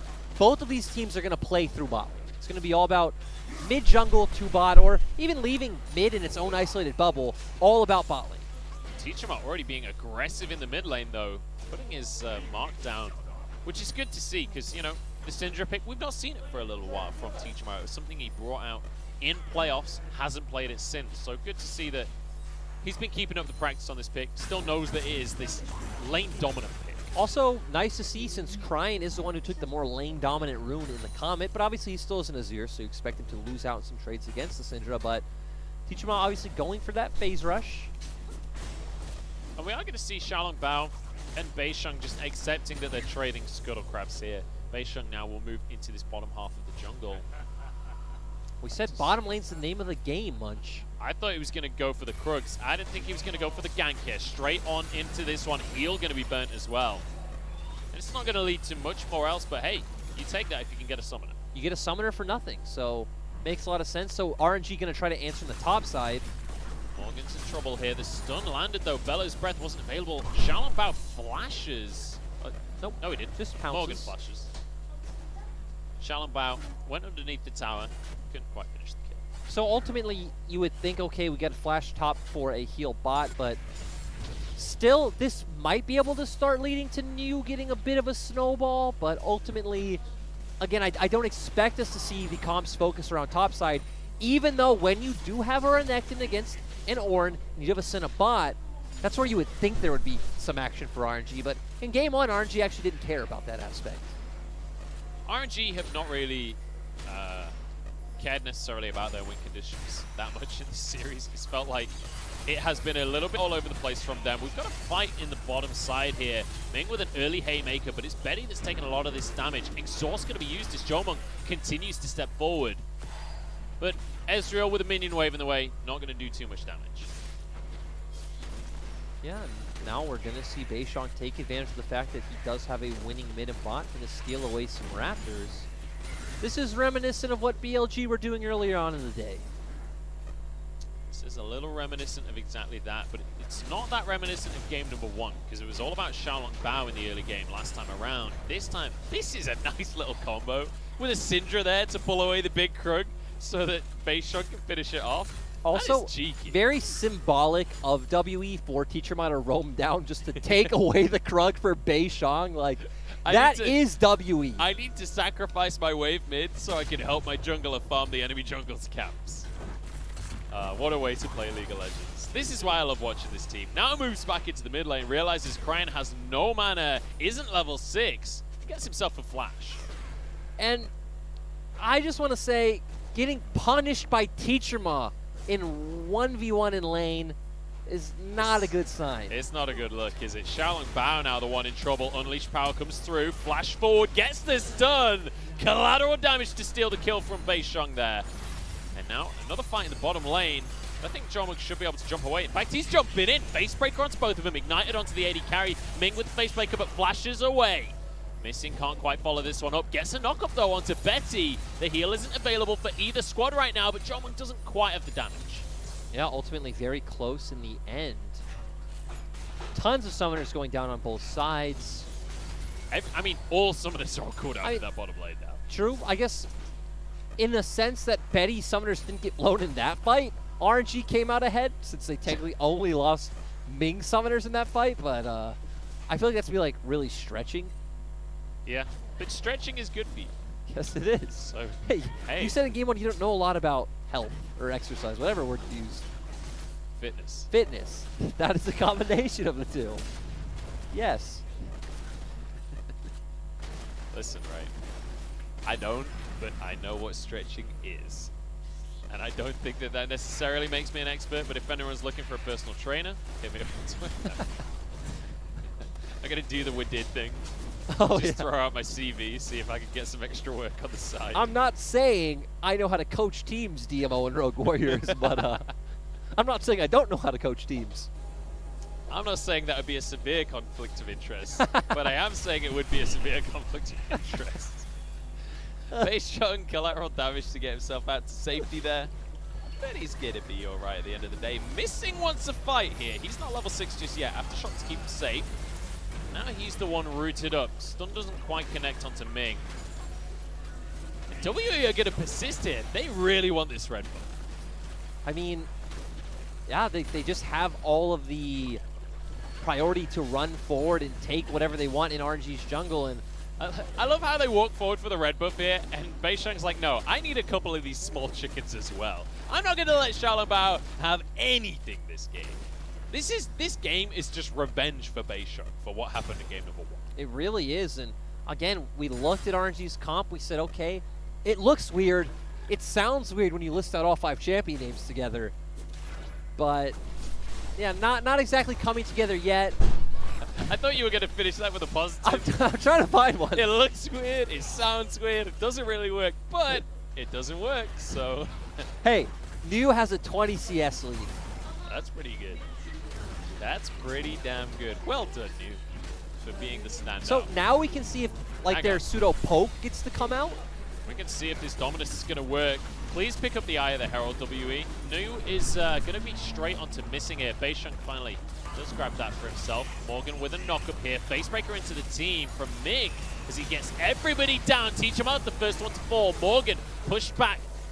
But Jarmong is on the back of the fight, and he wants to finish these health bars off. Everybody's so low from the side of RNG. Being poked out here. Jarmong not going to pull the trigger on it. Ultimately 2 for 1, but the Herald goes to WE. Yep, so RNG abusing that range and really just abusing the fact that all of WA clumped together in the middle of the pit with some flashes down. Actually, Morgan could have flashed over that wall initially when he was around the bottom side of the pit. Chose not to for some reason. We see right now they are left in this awkward position surrounded by all of RNG. Ming coming out with a really good ultimate who said, hey, look, RNG have a lot of range to play from. They were definitely using the range to start that fight. Morgan getting pushed over. At this point, does just accept his fate. Yeah, I think probably would have gone down. He would have flashed away there. So At the initial point where he was on the bottom side of the pit, maybe he would have lived, I but think he maybe was about to, and then Cryan got his big ult across the whole team. So, but hey, we get to see a little bit of proactivity from RNG there. It is finally going to be this dragon that they started earlier. They finally come back to it. WE grabbed that for themselves. But ultimately, even if I keep on saying ultimately, that's my new crutch word, I guess. Even if RNG did get a couple of kills for themselves, WE got the Herald, WE got the Drake, WE are getting everything. yeah, now I want to see where they use this Herald. Are they going to do it in mid? Which, again, I think generally using it in mid, if you don't have a reason like otherwise, like some specific, whether split push or whatever, it's always best, especially when teams are heavy and wave clear. I actually think we had the same talk in game 1, but so let's hope WE use it in the mid lane. If they do want to try to get some plate gold on Jomung, though, I would understand.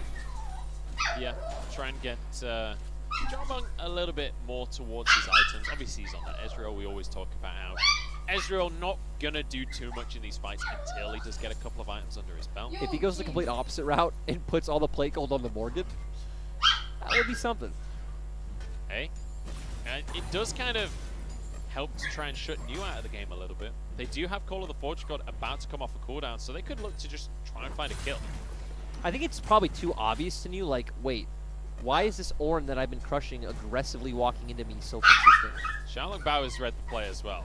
He's moved up towards this top side. We could have a 2v2 on our hands. Beisheng has to do almost all of the damage in this fight here, and he's been read like a book. Morgan with a double knock-up, though. Fight across the team. Very nice center ult. New still survives this one. Cryan, though, tries to shut down Beisheng. Gets the ultimate. Can't quite finish the kill, though. Beisheng can't get away from that one, but Cryan is answered. 1 for 1 now. Xiaolong Bao has to pounce away. Still, this is the issue with Nidalee in these 2v2s, right? You're so dependent on being able to hit your spear, and we saw Xiaolong Bao didn't hit his initial spear. So even though he jumped and got a bit of damage down, that's about it.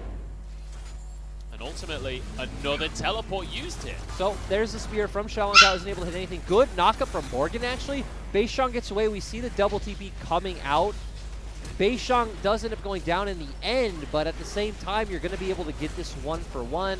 Feels like it could have gone a lot better for RNG had they been able to hit those skill shots, but at the same time... I mean, the same can be said for WE there, because True. Teachama missed everything on Cryan to start. He missed his Q, Yes, he missed did. his E. Had that stun gone through and the damage from the Q, maybe his ult just kills Cryan, and maybe that fight ends with Beisheng not even going down. True. There was a lot of potential for better mechanics in that situation. Potential is a very positive word to use in that situation. You know, I like that about you, Lyric. I'm a very Never cynical. Never cynical. when we get to game 3s, especially after very long, slow game 2s, I feel like positivity is the way to go about things. And here is the mid lane play that we wanted to see, Munchables, but I'm sorry for interrupting you. Please go on. That's okay. We got a mid lane play that you were excited for, and I can appreciate that excitement, Lyric. I'm just glad we get the chance to cast together once more. We will have many more chances in the future. That's true. Unless Clement schedules differently. Clement Chu has the power to separate us. Oh, Xiaolong Bao Xiaolongbao actually just got one of his own red buffs. Yeah, Xiaolongbao has the power to outsmite Beishong, but Beishong's going to keep going because why not? You have your mid lane pushing. Beishong just committed collateral damage to try and win the fight over the chickens. I guess that says a lot about the state of this game and this series and how fast these teams are or are not playing. We have both Dragon and Rift Herald coming up around the same time. So it'll be interesting to see what RNG opt into, in my opinion, because, again, RNG's composition looks very reliant on hitting a lot of hard skill shots or WE failing their engage. So I want to see if RNG's comfortable into opting to, let's say if WE wants to Dragon to contest that Dragon, or say, okay, we're just going to trade for now and get some items on our Azir Center. Slight lead when it comes to the plates in favor of WE, but not going to be too significant. I think the most important thing to look at is where the gold has been placed on the teams. New the one to hold all of that plate gold for the side of RNG, whereas a lot of this onus is on Teachama this game to be the carry throughout this mid game. Teachama has been manhandling Cryin. Yeah. That is actually crazy. It's crazy that we see Teachama coming in and winning lane. I mean, hey, he's... I love that that sentence is like so surprising that we have a mid laner in a team that finished in the top 6 in the LPL in spring, and we're surprised that he has the ability to win lane. But right, it's not an insult in the fact that that's not what Teachama's success and style are built on. No, you're absolutely right. Like, I completely agree with you. Hang on, Jomon gets hit by a spear here. That's a lot of damage from Xiaolongbao. But he's going to be okay. Moves over to the rest of the team that's already started off this Dragon. Oh, what a stun coming on through. You mentioned Teachama. He is showing up. Dragon goes down as well. And WE, one more of a fight here. Call of the Forge got available. Ming doesn't have his flash. He's going to be stunned up by everything here. And another kill for Beishong. So we learned if WE want to secure wins, when you're in a clutch moment with your back against the wall in an important game, give Teachama Syndra because he's apparently Knight 2.0. I guess so. He's looking great on this Syndra. He looked great on the Syndra in playoffs as well, but I felt like it was a desperation pick back then. Maybe right now, this is more of a comfort pick. I like how I asked you the question a few minutes ago. I wonder if we're going to see RNG opt to contest this objective or kind of say, hey, our comp is kind of weird, let's scale and go for the opposite. Now they're going to end up losing both. They're going to lose Dragon and Rift Herald for that choice. Yeah, they kind of go for neither. They did contest the objective. Yes, they did. It just didn't really work out for them. Teachama able to completely blow Xiaolongbao up. And Xiaolongbao, bear in mind, he is the rookie of this squad for RNG. He came in at the start of spring. This split, he has looked like the best player on RNG, honestly, aside from maybe Betty. But Xiaolongbao has consistently been the driving force. And here in game number 3, he's fallen off. It definitely comes down to your question of best, which I know what you're saying. Ooh, Cryin. Cryin gets a pull onto Missing here, but he couldn't quite find Teachama. There's no mana for Teachama, so he couldn't quite follow up after the ult. But ultimately on RNG, right, it's where Betty and Ming are definitely the two most consistent players in performance, but Xiaolongbao has the highest highs, along with obviously lower lows, and Xiaohu I'd say is close to that, but not as up and down. So that is why a lot of pressure's on Xiaolongbao. Speaking of pressure, he's trying to finish. Missing just went back into this play. I'm not sure why. I guess it's because he had exhaust and he knew how to play around it. Jomon now, the source of the damage as the rest of the team arrives. We've got a brawl on our hands all of a sudden, and Jomon's in trouble. Taken down with a double for Cryin, and RNG back on top. That fight came out of absolutely nowhere. Like you said, Missing poking his head in and out for no reason. Morgan's not even here. And if we learned anything from game 1, Morgan needs to be there absorbing a lot of this pressure, putting down his own pressure with Call of the Forge God. And WE, after winning almost every skirmish we've had so far, giving RNG, you know, a win into this game. Morgan now going to be a target of another attack, but he's able to slide out of that situation. In the meantime, Ming is split pushing on the set. He's got Xiaolongbao alongside him here. And RNG have just flipped the switch. They have just said, look, if you're going to contest for your own blue buff, you're going to die for it. And gold ending up even, so really exciting that we come into a game 3 that at 18 minutes. I wonder what happens if WE are at, you know, equal in gold at 15 minutes. We're in unprecedented territory Oh here, god. Lyric. Oh god. Nobody knows. Oh, we get to see Ming's pro view, so does come in with the ult onto Teacher. Ooh, great E coming out as well, dealing a ton of damage with his passive as well, and great W. Ming finish does it his off. thing. That's why we said, right?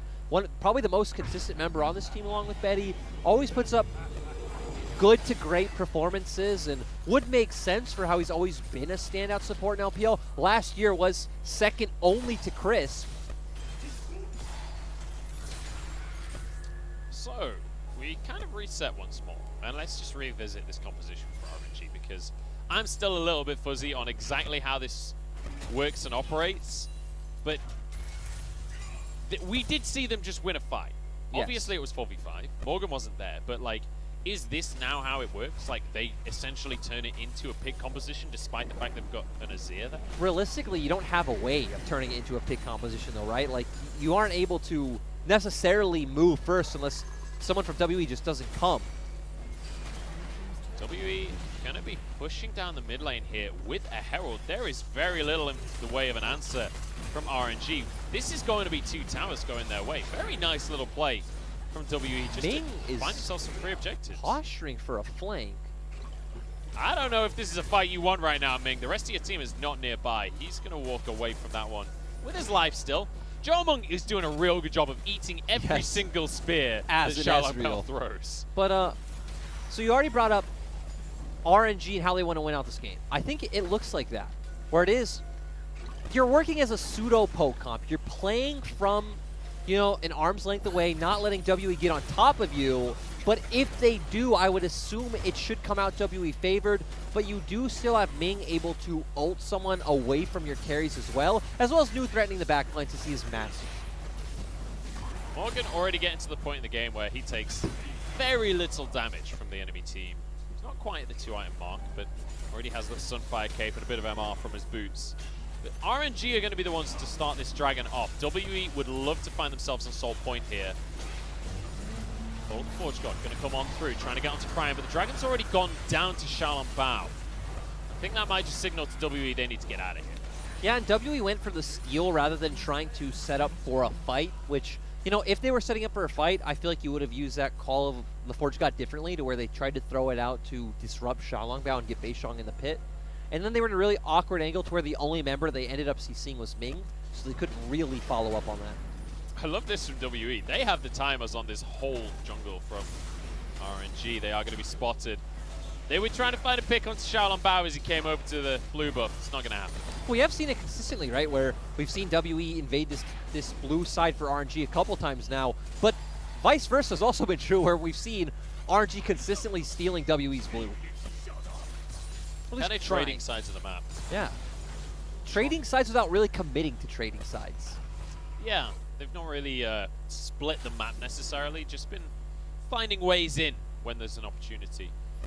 5-5 on the scoreboard, and I have to say, Lyric, I'm kind of disappointed. This is WE versus RNG. Like, I didn't want to say I'm disappointed during, like, the second game, because I was like, you know what? We had a pretty action-packed first game, blah, blah, blah, but, like, 2 out of 3 games between RNG and WE, I was expecting this to just be, like, you're expecting game 1. Fighting 24/7. Yeah, right? I was expecting game 1 all 3 games. Not necessarily in RNG's direction, but, you know, like one way or the other. Still, again, this is a new positive Lyric today. Game 2 was exciting in the sense we saw, hey, WE played not to just smash you in the early game. They scaled, and they won, so a new dimension of WE. Game 3 has been exciting for the fact that Teacher Ma looking pretty good on this Syndra, which we knew he was a good Syndra player, but actually numerous times getting Crying extremely low. We're not seeing a new side of Teacher Ma. Beishong just stacking up in this brush right here.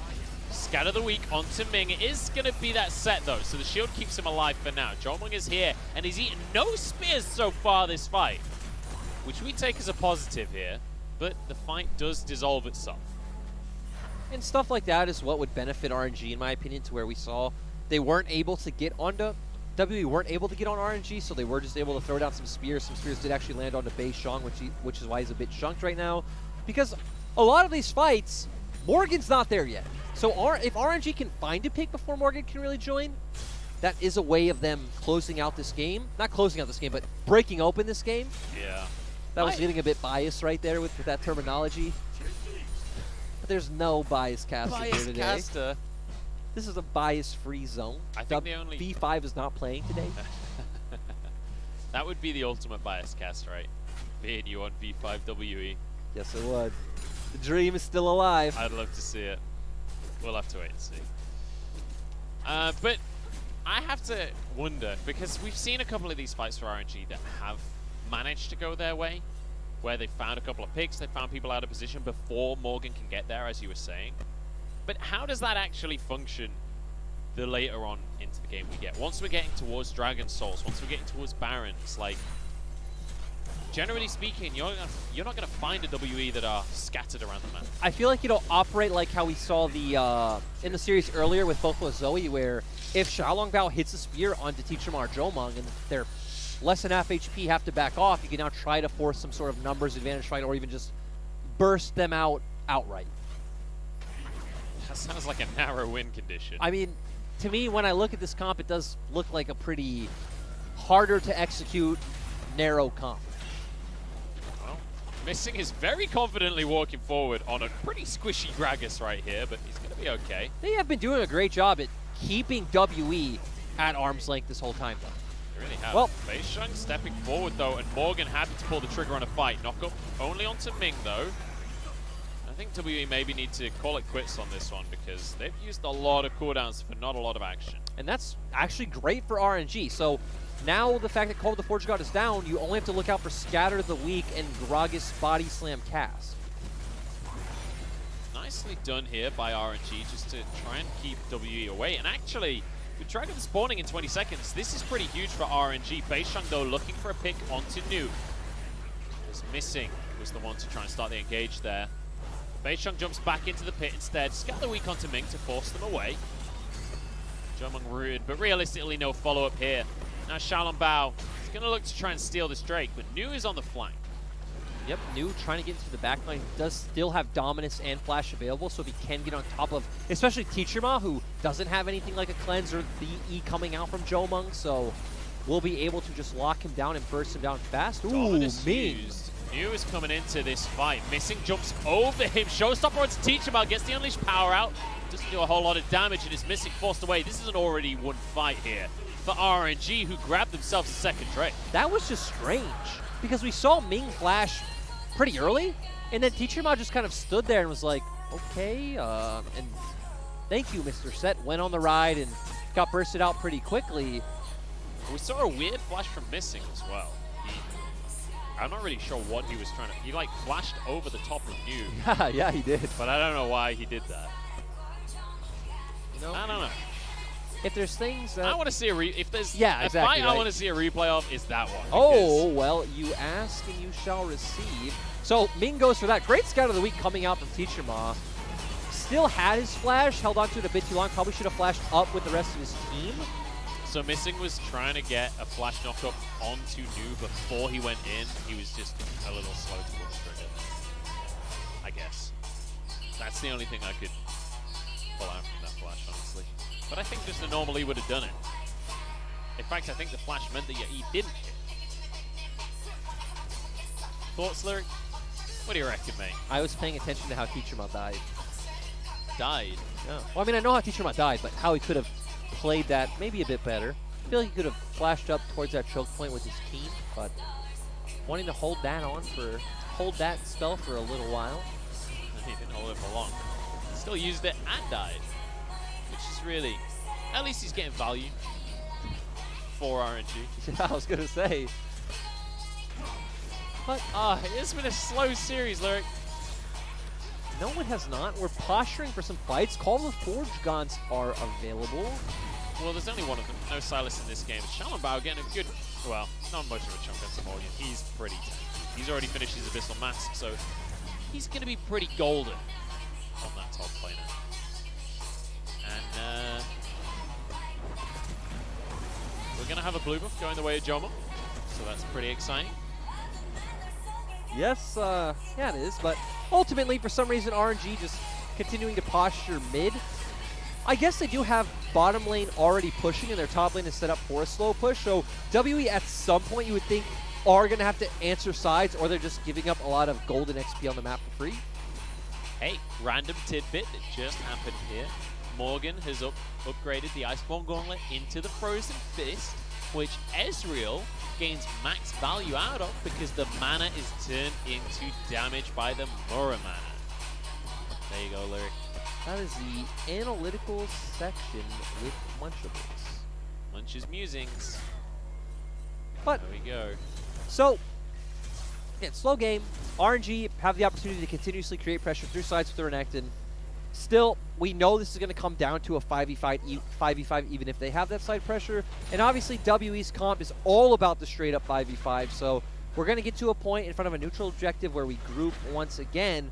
And it feels like we really need to find some kind of coordinated engage from WE. And they need to be willing to put themselves in a position of risk, it looks like, because they've been very hesitant of like coordinating, trying to coordinate a Call of the Forge God with maybe missing coming in for a body slam and a scout of the week. They've kind of thrown those all out separately, and then if one of them whiffs, they just kind of back off slowly. You're giving chance for Nidalee Spears to hit, and giving Ming the opportunity to find these great engages. So for WE, the name of the game is coordinated engage. For RNG, I think you just keep taking it slow. We're seeing them whittle down the enemy team with all three of Nidalee, Azir, and Senna, and then just wait for Ning to have up his flash and look for this big engage onto WE. I will say, while we've been complimenting Teachama a lot this game for his Syndra, in terms of CS, he's really starting to fall behind his lane opponent, Cryan. As if by magic, a gold graph appears in front of me. Cryan actually starting to build himself an advantage in that mid lane. He just finishes Leandris as well. So Cryan is getting to the point where Azir is going to be that late game carry. But Teachama just got a Void Staff as well. So Teachama is pretty much going to be able to one-shot whoever he wants. It is also very different in the sense that Cryan can at least push out to River like pretty safely on Azir, since you do still have that mobility coming out from your dash. Where Teachama, if he ever goes to a side lane, is pretty much always in a position of threat from RNG, so has to be very careful with when he actually goes to decide to catch waves. And we see they are constantly grouped as 5, since that's how their comp needs to play, and they're funneling all this gold onto Jomon. You can see how effective Death Stance is for Jomon right there. We've seen Jomon eat a lot of spears this game, so we've got a feel for how much damage that does. The Death Stance has pretty much cut that in half. So Jomon feeling a lot safer since he is just going to eat these spears all game long. Hey, at least he's a bit tankier. And that's WE are just taking Dragon for free. Yeah, new over the wall, but there is basically no contest here. Shaolin Bao late to the party. This Dragon goes down. And WE, I mean, we've seen RNG fight tooth and nail for every single Dragon so far. How are WE now just taking this one for free? The thing I can understand is the fact that they didn't have any vision on it, so I don't think they actually knew for sure if Beishang was on it, and they didn't want to not face check because all of W was showing on like the bot side river brush. They just want to walk in if it potentially was a 4v5, since Nu was still coming around the back. Well, Nu was ready. Well, Nu was at the pit. Well, exactly, Nu was at the pit, but RNG didn't feel comfortable walking through the members of WE who were cutting them off without Nu, without for sure knowing if Beishang was doing that Dragon or not. All right. Because I don't think they had a ward on it. RNG starting to be a little bit more decisive here, moving over towards Baron, clearing vision, putting some threat onto WE. Basically saying, look, you now have to make something happen. You have to use some of your vision, and that is not how to do it. Double scrying orb in the pit at the same time for WE. That is not ideal, because now they're going to have way less tools to be able to check this Baron over the next couple of minutes. Yeah, Teachama and Jomon really failing on that synergy, and now RNG just playing a vision denial game, and they can even just keep chucking spears and some Azir soldiers over the wall and try to punish WE. They also have tons of wards absolutely everywhere, so they know everything that WE is doing. WE with a really good response of just going towards the mid lane, forcing in this wave and saying, hey RNG, you need to come back and answer. Yeah, obviously, if RNG just commits to the Baron there, WE can just run straight down that mid lane, threaten an inhibitor itself. So for the fight coming up, the player to watch, as before, is Ming. And I'm glad the observers actually now bring us over to Ming. Ming has his flash up once again, has his ultimate, can try to bring these members in to new. He's going straight onto Teachama. Good flash from Teachama, but he can't get out of this one. Taken down immediately. Ult from Morgan, though, means that Betty is the answer. Jomung has to carry this fight, or does he? Morgan's on the Ornn. The Ram charging on forwards and chasing down RNG. Yeah, overall 2 for 1 in favor of WE. And it's funny because RNG are playing this like a pick comp, which you asked if was going to happen earlier. We didn't think it would happen. Doesn't make a lot of sense for it to happen, but really cool engage coming out from Ming. But ultimately, WE are the ones to benefit with, like you said, Morgan doing a good job of zoning and taking up all that damage. Now it's up to Xiaolongbao. We're not watching the LPL for plays that make macro sense. We're watching the LPL to see Morgan flash for a brittle kill onto Betty. Xiaolongbao wants to go for the steal, but Jomung is here to deny that. Missing with the knockup. Xiaolongbao forced away. In the meantime, Beisheng stepped out of the pit here. Baron finally goes his way. Now for the fight as well. Double knockup. Morgan wants this win for himself. Ming will go down as Morgan chases out the Croc and gets the kill. And honestly, Munchables, that Baron was extremely confusing. People jumped into the Baron, they jumped back out of the Baron. Vice versa, but WE coming out on top in the end, and your main man Morgan showing up big, and even Beisheng and Jomung doing really well in these fights. MVP Morgan himself stepping up to the plate, showing us why he's the new Hulk Hogan of the league. And now, charging straight down the top lane, we've seen WE more than happy to pull the trigger and try and end the game. And there's 20-second death timers. They can definitely do this. Call of the Forge God is still up. Let's go WE, trying to push things on in here, trying to finish this game out. It's Cryan and Betty to try and defend. Oh, barely surviving. Betty gets onto the fountain. Health bars are low for the side of WE. This is going to be the towers going down. Can they finish the Nexus in time? Just trying to play keep away for the AD carry. And WE 2-1 RNG. And I absolutely love the look on their face cams. You saw them getting excited, yelling. I remember WE hasn't gotten a win over RNG in quite a few years.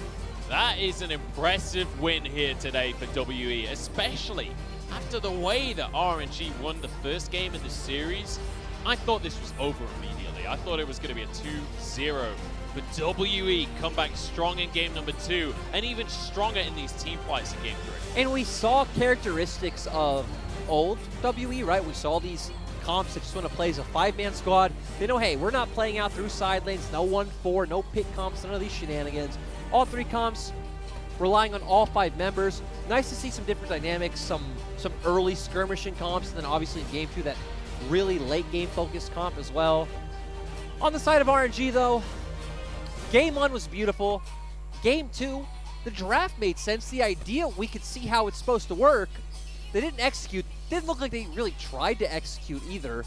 And then this last game, the draft was a bit confusing. It was actually showing us how it can work in certain instances, but you used the phrase like narrow windows, and that was definitely a good way of putting it. I think ultimately it goes back to the first thing we said at the start of the day. You don't really know which version of RNG is going to show up on the Rift each game. And apparently, based on this series, it can be a very different version game to game. Like, we saw them being proactive, being aggressive in game number 1. Game number 2 comes around, they have an aggressive, proactive composition. They just don't activate on it. They don't pull the trigger and make those plays happen. WE showing as well that they have a new side to them. They are happy to play it slow and go for these late game win conditions and win through the team. And I love, especially this last game, where the play that stands out to me most about you saying we don't know which RNG will show up was when Teachama almost solo kills Cryan. So then Xiaolongbao comes in, jumps in, tries to get the kill onto Teachama. Then Beisheng's waiting in the wings, comes out, and both RNG's mid-jungle almost get 2v2 killed. So it's like, if you think about the mid-jungle 2v2, sure, you do not think of WE being the ones to come out ahead on pure mechanics. Look at that goal graph lyric. What is that? What are we witnessing? That was very telling of how the actual game went. Yeah. But not a whole bunch happening for 30 minutes, then one fight to decide absolutely everything. And hey, at least we have a team that is as decisive as WE to just find that objective, find that situation, and win the game. Let's remember, though, at least in this game, it was not WE finding that situation. It was Ming coming around on the flank. It looked good at first. We're like, okay, cool, they got this pick. But then it's like, okay, well, all the members of WE are now right in middle of you. You're all actually pretty squishy other than Ming. And somehow, WE coming out on top. And like you said, in the game, great zoning coming out from Morgan. And Jomung also playing so aggressively on that Ezreal, and WE able to solidify the win. Not even just great zoning from Morgan. Like, he was getting so many knockups during the fights, not just from his ult, but also from his searing charge. Like, multiple times knocking up multiple members of RNG and setting Jomung up to be able to carry. Did get a little bit dicey around that Baron, though, when we saw Beisheng jumping out of the pit to try and join the fight onto Xiao Bao. I was like, dude, just get the Baron. They all jumped in, then jumped back out, jumped in, and then won the fight. And it's like, huh, that was It was the 5-head play. They were like, we'll just let New tank the Baron for us for a couple of minutes while we go kill the Cougar, or the Mountain Lion, or the Puma, and then jump back into the pit, finish the Baron ourselves. And they managed to pull it off, managing to win out the game off the back of it. And hey, at least we are seeing WE continue to be this decisive team that we know them to be. Yeah, overall, just good to see from WE. I like, too, Jomung not just playing a carry role, but also being a tank facilitator, tanking up all the spears coming out from Xiaolongbao, and doing such a great job in these fights. Jomung as well, doing a really good job of soaking those spears up for his team during the earlier stages of the fight. Not necessarily ideal, but hey, it worked out in the end for them. And I'm excited for what's ahead for WE, because this was a big win for them. Both of these teams were even on the standings. This is now going to push WE up the standings ever so slightly. They're going to be 5-2 right now, which means that they're tied in wins to V5.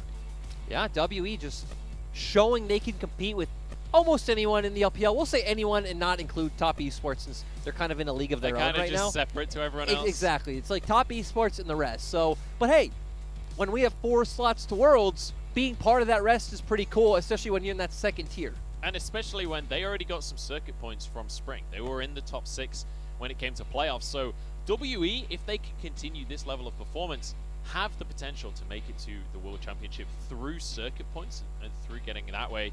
But we'll have to wait and see what happens later down the line. That's still a while off before we get to kind of Worlds placement. But it's exciting to see for WE that they are placing well in the standings, because they've already played against IG, they've already played against FPX, they've already played against EDG as well. So some of these other top teams, they've already checked off their list. Yeah, exactly. So going forward, WE going to be a favorite in a lot of these series. And even today, right, they come out with the win against RNG. We can say they're the better team than RNG, but you could also see, like, you can see where it could go wrong against some of these teams. You can see whether it's like in draft, or whether if a team plays around their win conditions in a certain area, it's still very telegraphed how WE want to play. And even if they are now branching out to more styles, which to me is the best thing you could do. Don't change his play style, just kind of vary it more like FPX do. But you can still exploit it when you know, hey, this team's going to, just go to bot lane, play around this 4v4 on bot side, and leave Morgan on his own island. And this is one of the interesting conversations in League of Legends in general that you often see, where it's like, do you play to counter your opponent's style, or do you play for your own style? For WE, for FPX, it feels like it's very much a play for your style. But there are plenty of really great teams that play the opposite way and play to try and counter. I would actually argue that in recent years, it's almost being proven that that's the best way to play. We now have 2 world champions that did it back-to-back, IG and FPX. G2, who was in that contention for winning Worlds last year and obviously won an MSI, also does it themselves, right? They're not necessarily playing to counter you. G2 are going to play the way G2 plays, so it definitely feels like teams are catching on, not just in China, where we've been doing it for a long time, but around the world, that like, hey, who cares about the meta? Who cares about this, that, and the other thing? We're going to play to our strengths. We're going to draft to our style and our champion pools. And as shown by WE, picks up wins. And one of the things we've seen over the last couple of years is quite often the meta will shift to those win conditions that these teams set. With that said, though, let's look at our MVP for game number 3 as we finish things out. It's Beisheng taking it away from Morgan there. Heartbreaking for Morgan, but ultimately Beisheng did play his mind out here, and with the support of his team. It's important to remember he had a rematch against Xiaolongbao in this Graves versus Nidalee, and he won it out this time. Yeah, doing good. And this was the Baron play we were talking about, where they were on the pit, they were doing the Baron for a while. RNG got in the pit, RNG got out of the pit, WE follow. We end up back in the pit, but at the end of the day, that was confusing, but WE got all the kills. And you know what? Morgan managing to get that double knock-up at the end to guarantee that the kills happened, because everyone was about to get away. Everyone was scattering from RNG. Morgan locks them down, secures those kills, and therefore secures the win as well. So super happy to see WE performing like we want them to, because it has to be said, in their series against Suning, for example, there was a lot of question marks about how they would move forward in this series, but we're a couple of weeks on from that now. And it's feeling good for WE to looking like very much a playoff team. I mean, we're taking it step by step. First, they beat RNG. Then, you know, they win the LPL. They win Worlds. Then, in Joe's mind, they go to WWE, win the WWE Championship. Maybe they get bored of that, go to UFC. You know, they fight in a bunch of different weight divisions, become a multi-weight champion, and then, you know, retires happily, and I guess in your world, becomes Start a a politician. Oh, start a podcast. There we go. Take the Joe Rogan route, although he wasn't actually a fighter, was he? No. Either way, we'll have to see. They could become a politician. That's certainly it. I know Trump was a big WWE fan, right? Oh, God, There's please. clips of him at WWE. Not on this broadcast. Okay, well, moving on from the WWE, let's look at how we finished off the day, because it has been a day and a half, hasn't it, boys and girls? 2-0 to start the day in favor of BLG. The faith wasn't strong enough for LNG. BLG, with Meteor coming back into the roster, looking reinvigorated. They look good. Like, not even just good individually. They looked like a good team. Like, they knew how to play together. The synergy was there. Everything. Don't be baited into it. We've said this about BLG God. before. I put them in my playoffs for power rankings preseason. I want to believe, Joe. Oh no, it's all gone wrong for Jordan on my left. But our second series of the day, it was a 2-1 in the end to WE. Now tomorrow, as we move into our matches, we have some interesting ones. IG versus DMO. I don't really know what to expect with that series. DMO have suddenly started to look like a team. IG are on form right now, so they're a pretty heavy favorite. But the second series, that really could go either way. Yeah. First series, I think will be fun. Every IG series is fun, guys, so make sure you're tuning in. Then that second series is definitely going to be close. Yeah, LGD, definitely the favorite against Suning, but Suning have showed a lot of prowess, especially around late-game team fighting. They're against LGD that always go for the late-game team fighting, so we could have some really exciting 5v5s between the two teams as they clash. Especially with Swordart, I think, coming into a better form in summer. I'd put Huanfeng and Swordart as one of the best spot lanes in the LPL right now, so going to be exciting, especially if he gets his hands on that Bard. So, again, a lot of reasons to tune in tomorrow. Yeah, I mean, Kramer and Mark up in that conversation as well, so we'll see what form Kramer is on. That has been one of the big criticisms, right, for LGD, is that Kramer, sometimes his positioning isn't great while moving to objectives, gets lost in transition a little bit and picked out, so we'll see what kind of form those two teams turn up in tomorrow. That's going to about do it here for the day. Any final thoughts of the day here, Lyric? Because it has been a day and a half here. RNG need to, you know, stop drafting weird, stop being the random number generator or whatever, you know, the phrases that fans use, and start showing some good games and stepping up for my predictions. His predictions are going down the trolley. Mine are looking great, although LNG didn't win, so maybe they're not looking that great. But WE did, so I'm happy. That's going to be it from us. Make sure you tune in tomorrow for our series. We're going to say goodnight, and we'll see you there.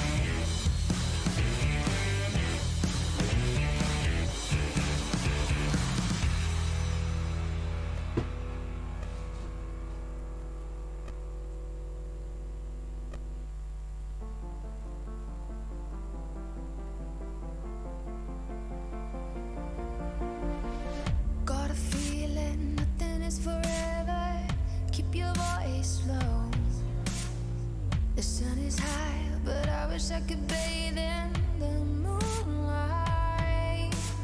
Ooh, this is it now. Come out of the shadow. Ooh, make the walls fall. Memory.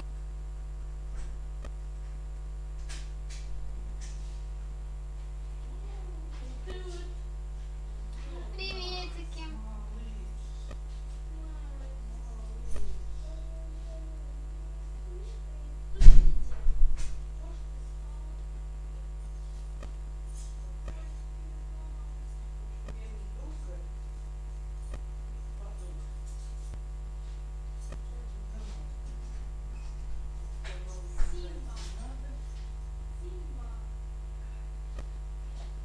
А, Ты дома?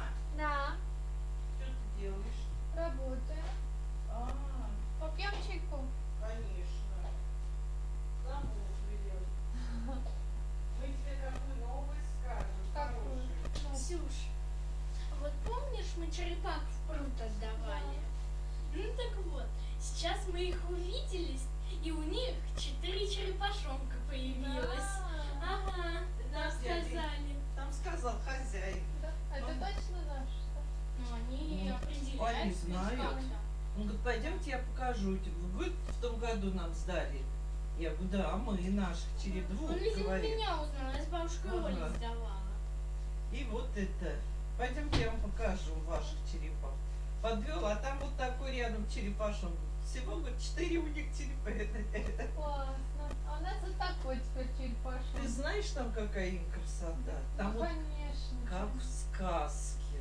А рыбы его у них жратвы-то. Это вообще. Конечно. Что они тут в аквариуме сидели, бедные? Ага. Свезло им. Да, и кормили этим кормом каким-то, а там рыбка свежая. Вообще. Ну что, перезимовали ведь. Да. Ты еще срать черепах.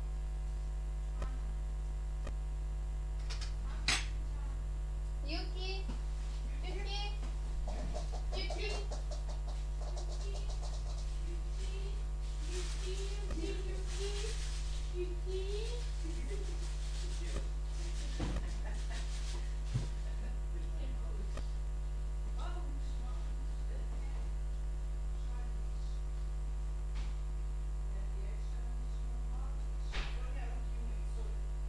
И рабочий. Соня. Тихо, туда не сюда. А кто в ванной-то? Никого. А как туда попасть? Ключ. Он, наверное, в этой, на кухне на столе.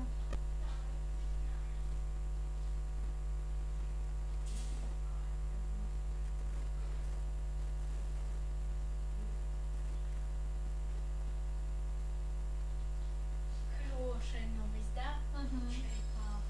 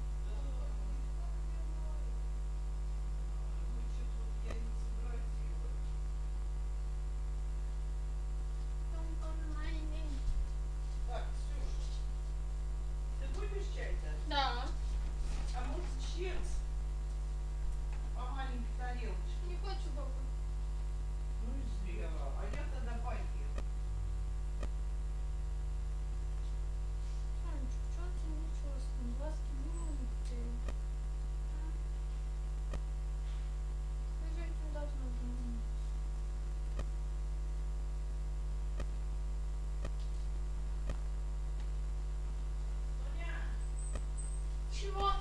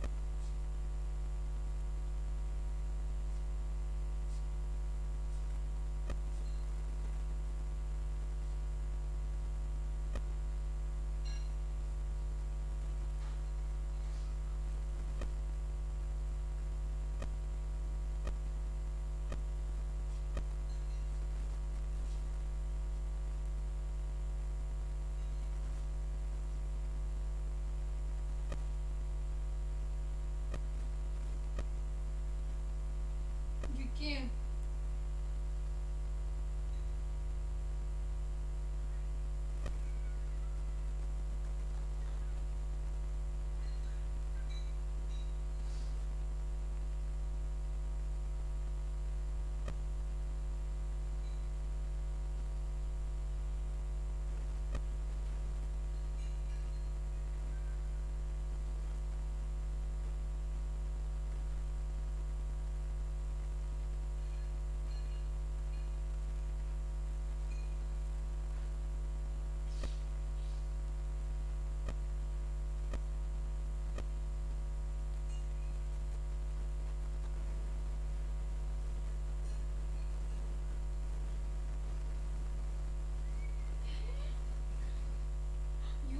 Юки.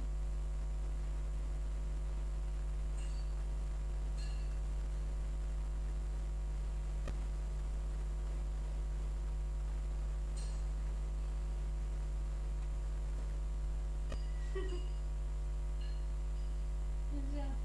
Нельзя.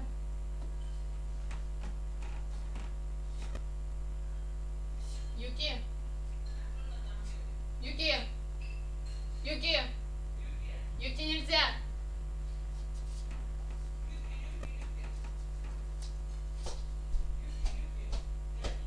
Раньше не было.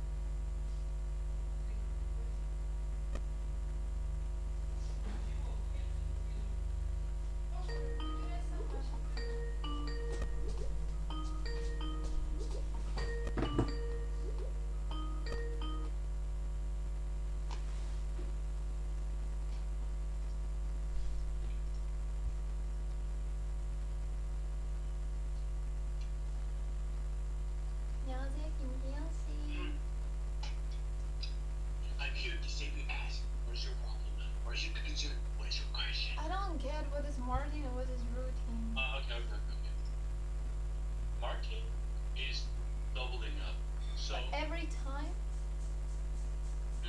so round one, like I will like slow down and 100% I will make you understand because this is my first time like break this one down. So Hey.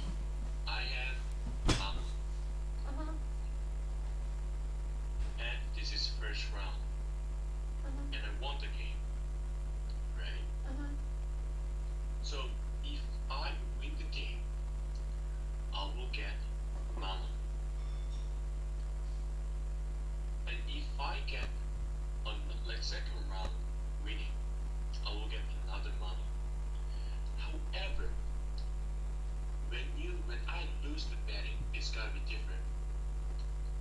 If I lose the betting on second round, it will be times 2. 1 times 2 is 2, right? So it's gonna be even. So when you win, it's gonna be multiply 1. When you lose, it's gonna multiply 2. So Is it 2 multiply. is it some special game or what? I don't get it. So normally Korean people ask us like 마틴 로친, 제재형님 카지노, 요즘 한국 카지노 거의 마틴 로친 가연 안 해요. 이렇게 원엑스벳 카지노가 현재 시스템 배팅 허용하나요?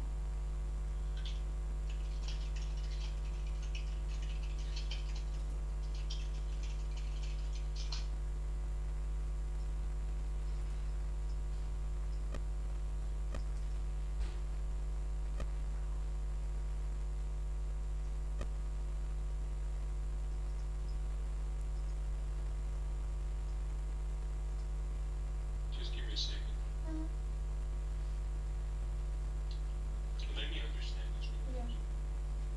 Because there is nothing in Russian about it and in English So also. marking is like the skill of your betting. Like it's like the tactical way. 전략? Yeah, it's like that. So you it's can not a use game. it in any game, right? It's just some rules of betting. So marking is give me a second.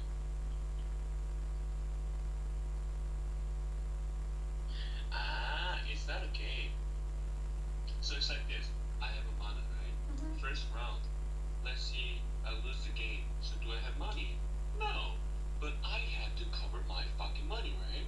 So I wanna cover my one. So I put even on to cover my money, but I lose the game, right? So what's gonna be? I lose even on.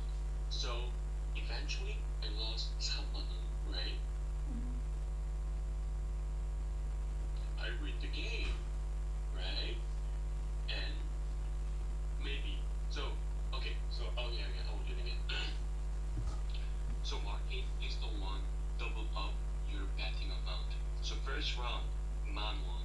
I lose the game, I lost money. Second round, even double up is 2, right? So I lost it. Total lost 3만 원. Third round, I multiply 2, 4만 원, right? I lost it again. So what's gonna be? 7만 원 total lost, right? But I really wanna like cover this motherfucking money. So I multiply 2 in my betting amount. 8만 원 because 4 multiplied 2 is 8. So I paid 8만 원, but I win the game. Yes. How much I got? 8만 원. Right. I got it. I got a 8만 원, and how much I covered? I lost 7만 원 in the like third round, but in 4th round I got money 8만 원. So I recovered it. So this is not a game. This is just how you I got do it. it. How you try to do to recover your money. Yeah, and So- what about routine?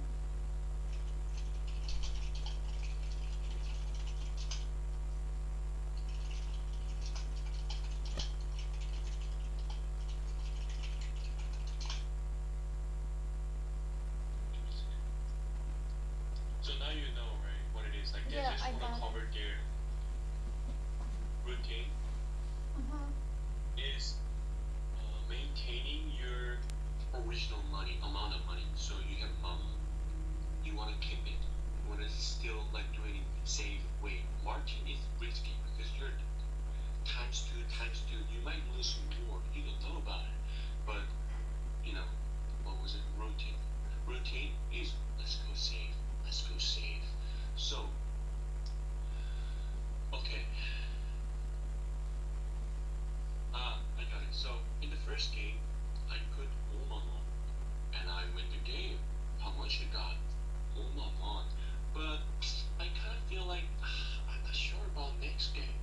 So I divided into two. 50%. What is 50% of Oman? Iman, 125,000, right? So on the second round, I will go with like 25,000 because I'm not sure that I'm gonna win, but I win the game, and I keep my Oman and I earn my money because I'm not sure what's gonna be on second round. Now you get it, right? So it's always dividing into, right? It's dividing into two, like I have a 50% question. because you don't wanna risk it. You wanna keep that money. I have a question. For example, you have Oman won, and you won. You divide it into Iman Two. Ochon won, and for example, your Iman Ochon won. You just saw. You divide it again like this. Mm-hmm. Ah, But okay. this is the like marking is you doubling up. You do the adventure, risky. But routine you always double is- down. Yeah, but like first round you can do marking, and the second round because if you're sure like I'm fucking sure that this one is in, I won't pay 10만 원. Now you Okay. got it. Yeah. Okay, so example. First, I bet 5만 원. I won the game. How much I got? 5만 원. And second round, I'm not sure that I'm gonna get it. I'm gonna do the routine. Divide it into two. 2만 5천 원. And I win the game. How much I got? 50 plus 25, 75,000. Right? So like you always double down the whole amount of win money or only in the last round? Just betting amount. How much you win? So, okay, again. First round, my betting amount, 5만 원. I win the game. How much I got? 5만 원. So in general you have 10만 won, right?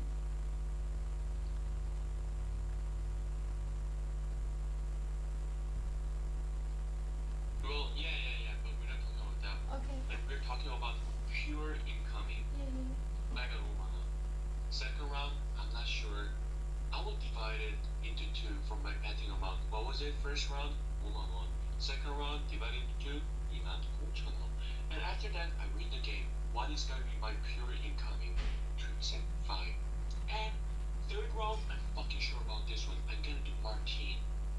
What am I gonna do? Yeah, I got it. 25. Again with routine. For example, you won Oman won. You divide into two, and you have Iman Ochon won. You win it.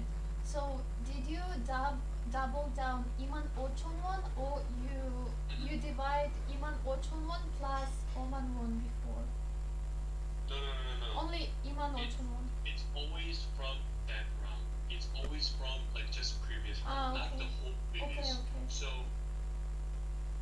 you know, routine they don't do a lot because if they feel their money is risky, they're not gonna do it. Okay, I got So it. yeah, after routine, I will do Martine double up, but well, routine divided two. I got it. Okay. But Koreans say like not every casino allow Martin and routine, so I don't Yeah, get but it. Yeah, but it's their skill. That's mine. It's just like a mindset. Yeah. But 1xbet they can do it in there, right? Like if they want, they can do that. Like you know, they're like I'm gonna do Martine. They just do it. Okay. Now you got it. Yeah, I will text my manager, okay, about this because she asked me to. Yeah.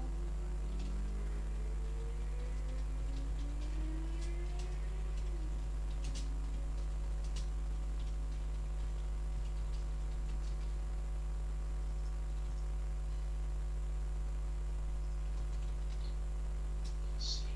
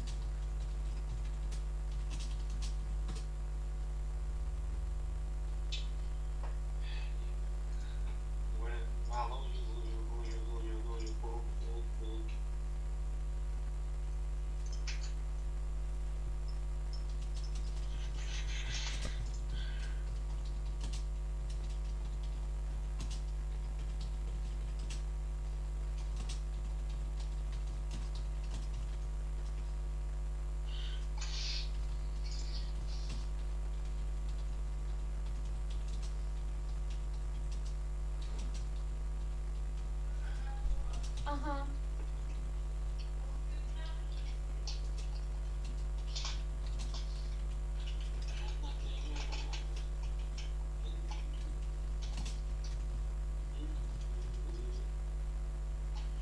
It's over my head.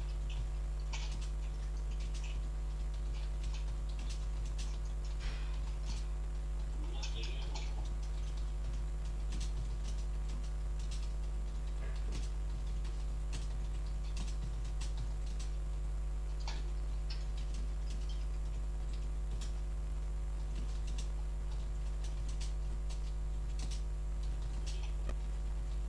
Helping you.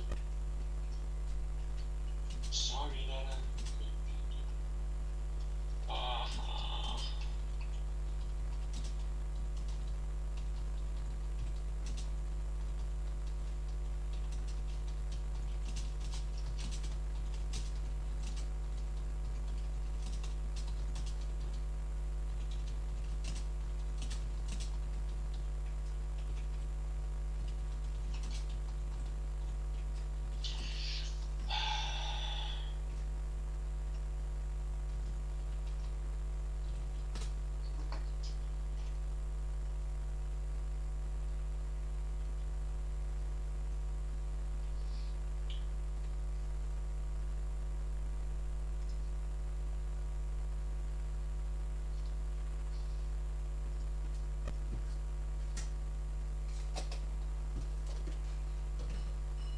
Babe, I will drink tea with my granny and come back.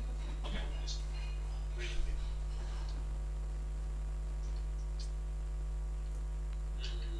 Okay.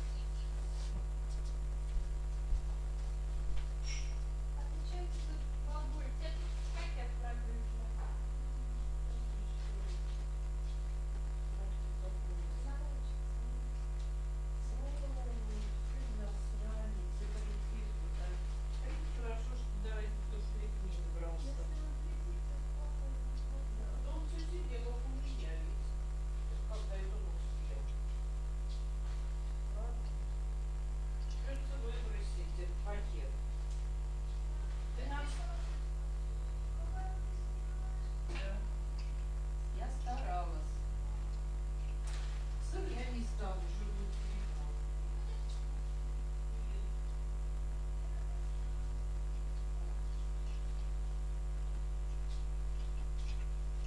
Baby! You just ringing? You should spend your time with your granny. Huh? No, she said she wants it with me. What? She said she don't want to talk to you? No, Yes. she's busy. She's doing something. She's busy.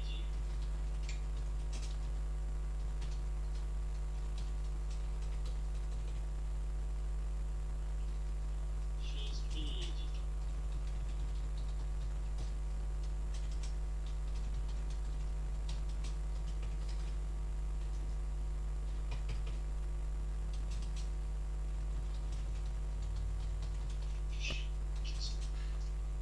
Something? I'm explaining it to my manager. Okay, but wait, your manager doesn't even know what it is? That's something. Well, she's a manager. She has to know about like any shit in there, you know? Like what's going on, what it is, or like the hell is going on in there, or what the fuck it is, or whatever the fuck it is. I don't know, mate. Give me a second, babe. Алло? Ну, с кем был, да?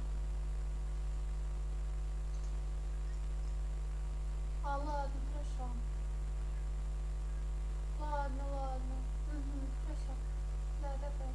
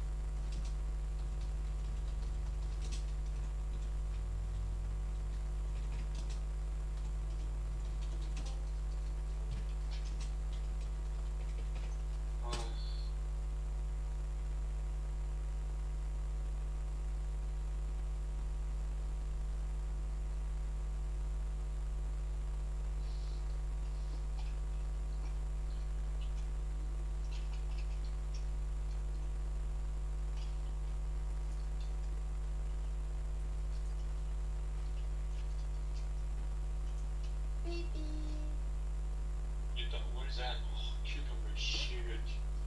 Looks so good, babe. Can I get it too? Because oh fuck, you're already eating it. You're already eating it and you're saying like you can give it to me? That's too weird.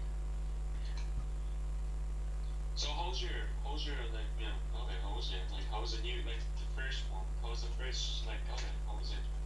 It was fine. Was he like young dude or No, he's 27, I guess. 27? 25, like this 25, 27. 27 or 25? But how was his like things? Like how was it?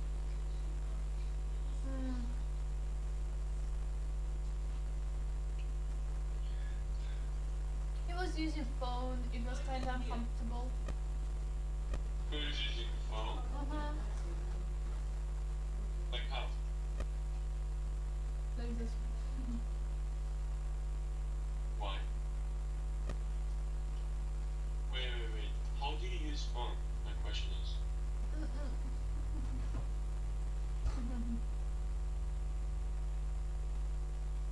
So not face to like this, right? I mean, he was talking in Skype, like using phone. I thought he was like. He was in home, right? He was at home. Why the fuck he was using like that one? Like he's making you like so uncomfortable. Maybe he doesn't have PC. Okay, that's kind of miserable situation. Okay. Well, like how was it, like? Did you just start with like speaking Korean or what? I was like, 안녕하세요, like, 입니다. Let's check your level today. Like, let's check your 어휘, Did you understand 문법. English? Did you understand English? Did I you was understand talking in English? Korean. What? I was talking in Korean. Guess who's so expert? And I asked him. About, do you have a girlfriend or? Just joking, man. Tell me. What did you ask?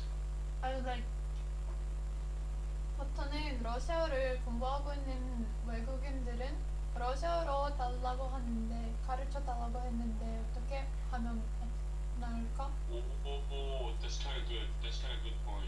He was like, 러시아어로 가르쳐 주시면 좋겠어. I'm like, okay. Easy money, motherfucker. So, but his level is pretty fine. I can do that. Like I was teaching him in Russian. Like sometimes when he doesn't get it, I explain it in Korean. Oh, sounds like something. Yeah. I was reading Let's dialogue check in that. Russian.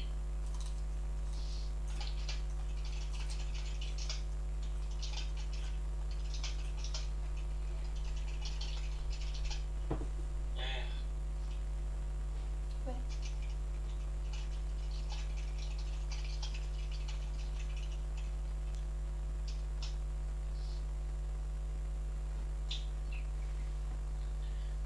Is it delicious, babe? Looks delicious. Oh, fuck.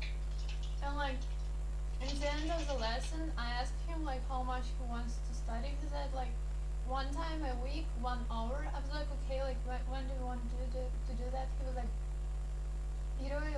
I don't remember. And like I was like, okay. And later he sent me a message like 생각해 봤는데 2번 like this. Yeah, once a week is at 2s.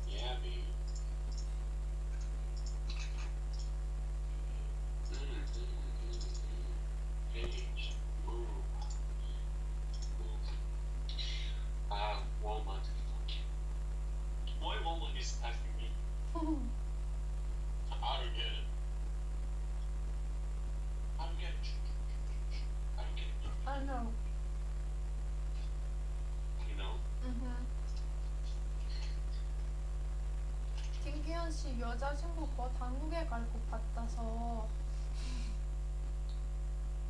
그래서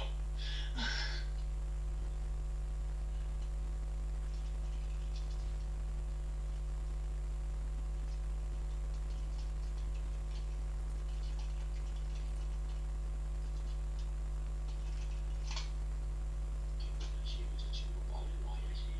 빨리 와야지. 빨리 와야지. 그런데 지금 안 오고 있지. 안 오고 있지. 안 오고 있지. 에이, 에이, 에이, 에이, 안 오고 있지. 지금 안 오고 있지. 안 오고 있지. 아, 진짜 빨리 오라고.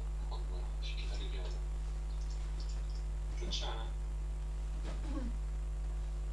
I can see. I will be having guave with him, and Kim Ki Hyun like near the door like this. I was like, yeah, easy. Why are you smiling that way? But you said I should smile. No, not in that way. You went, what you want me to do? Like that. Too obvious. Like, too obvious. Like, it's like 100% obvious.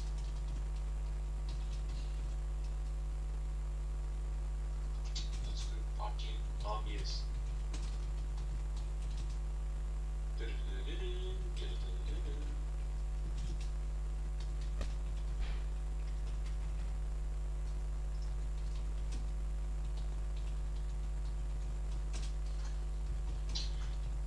What else? Hey, hey, hey,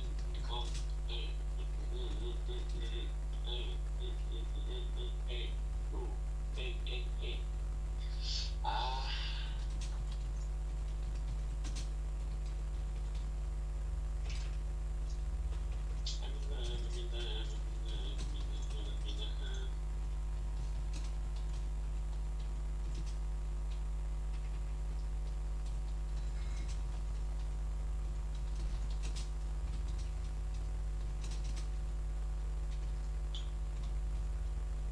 So did your manager get emotional No. and steady, or she's still like, I think she's still, what'd you say? I guess.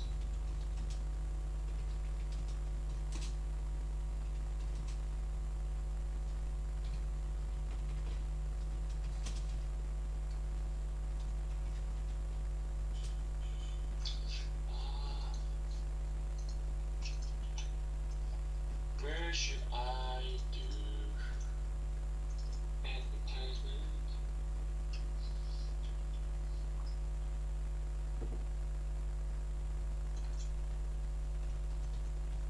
Where should I do advertisement?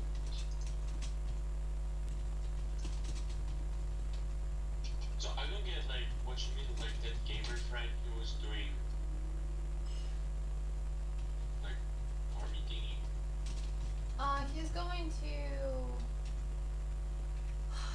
move to another city, like to get inside the university, and like you know, in Russia we have to go to the army. But if he will go to the university, he has to like prepare a lot of papers to prove like he is going to university and some medicine check and blah blah blah. He's young. He's young, yo. I can say that. He's young. Wait, today's Wednesday, right? No, today's Tuesday. Fuck, still Tuesday? Okay, tomorrow. I thought it's like Wednesday today. I really hope he can go to the bank tomorrow, like With him? yeah. Yeah. Because he said like even before like last week I called him, so he's like I'm fine to help like and to go, but it seems like I will be busy next week because of the army thing and blah blah blah. So I called him today and he was like I don't know like when will I have time because I spend the whole time in the hospitals now. Then like maybe you know approximately or something. He was like probably I will have time tomorrow, like I will text you. I'm like okay. Well, seems like we still have a hope. Yeah, we do. Because like he said his percent period like over, and if I sign the paper that I will give it back and pay 1% from transaction of money from his account to mine, like he can do it. I'm like, oh yeah, I can do it because like 1%, it's only issuing 1 month, like it's fine. It's fine. Like I can help you when you come to Korea. Like that's possible. Yeah, so it's really like, and I already told mom and grandmothers like I will go. What? No. You know about this one? No. I just told her I'm going to go to Korea, like you can say whatever you want, but I'm going. Fuck, baby, you're so hot. I don't fucking like care about you motherfuckers. I'm just going there. Like, oh. And what are your like 30 cents? She was like, I'm just worried, like, you know, working in 2 works is really hard and it's really risky, and like you should recognize how to receive HUHAC in your Moscow University. Do you have to? We think like I shouldn't drop off now. I will just take HUHAC just in case. Well, if you do the HUHAC, it's kind of different. Like, I mean, like, HUHAC and transferring is. Well, Ihua won't know about that. Of course, they know about it. Like, it's. Like, it's obvious. Like, you know. I also do the same thing. Like, when I go to, like, America, too. Like, they know. Like, it's academy. I mean, like, that's, like, obvious. Like, they gotta know it.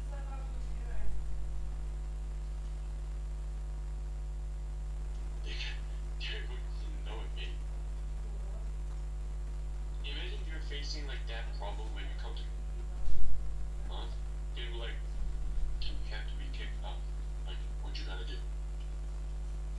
Transferring means you quit, you stop. Not the leave for absent.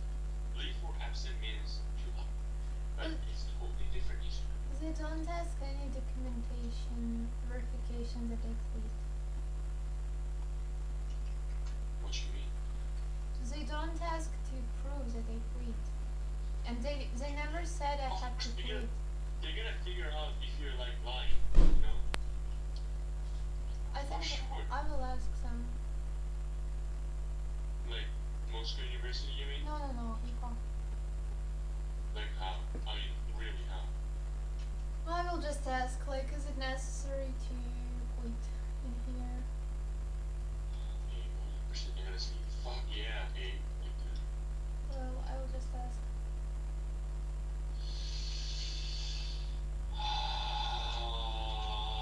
Like, you know, schools are really, you know, how can I say it? Connected, I would say.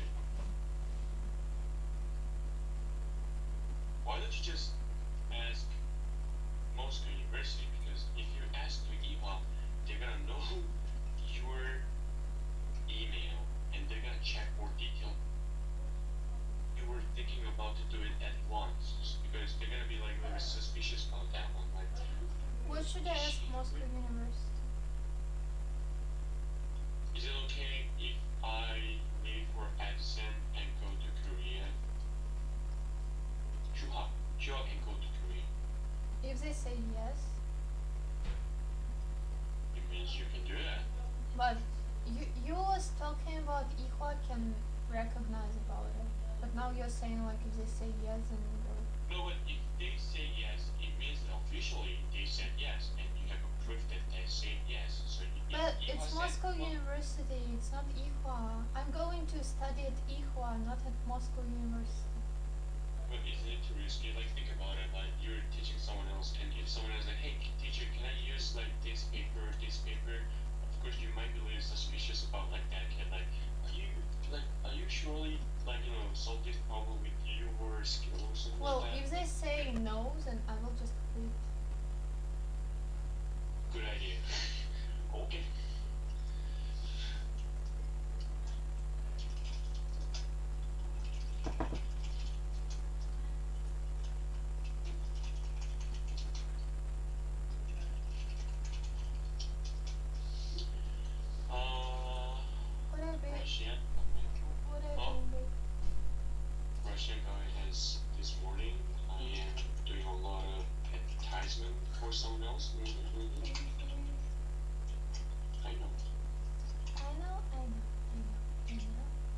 know I want it. I know I want it. I know I want it.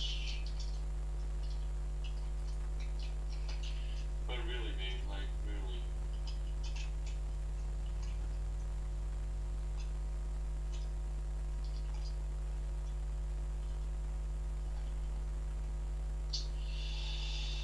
Well, yeah, tomorrow, 1 p.m., let's ask about it.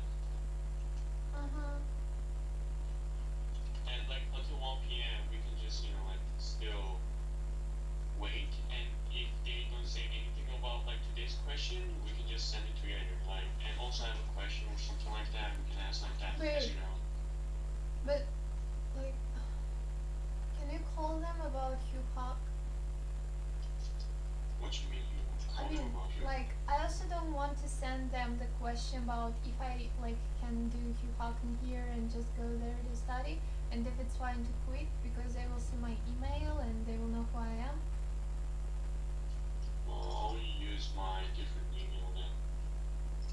No, I mean, calling is better, no?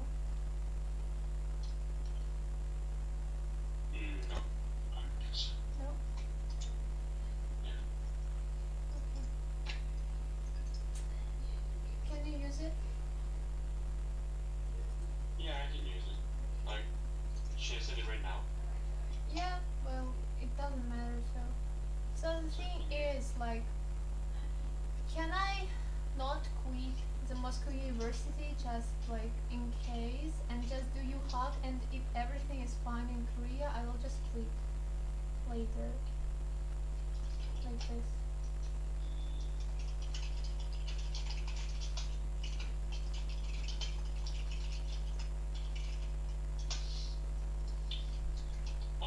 Well, let me get inside.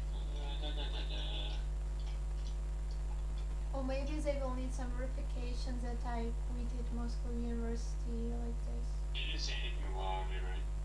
No, there was nothing. But there's really little information about transfer student because it's not often happening.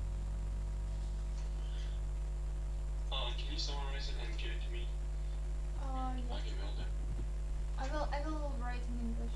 My phone died again.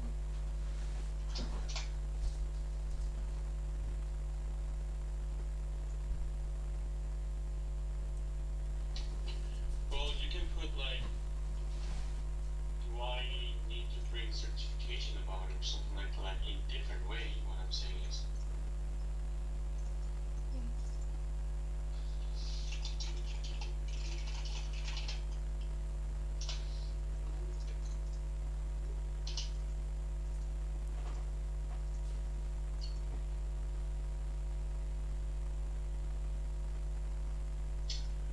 I can read more.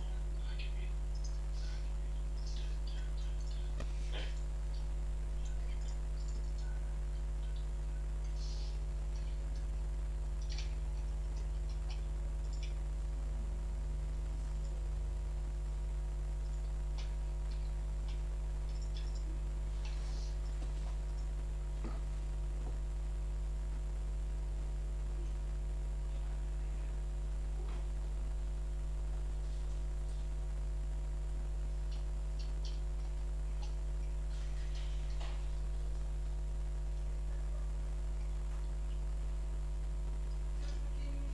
Yeah.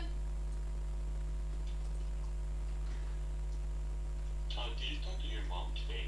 Are you gonna go there? Yeah. Like, about like few minutes ago? No, in 점심시간.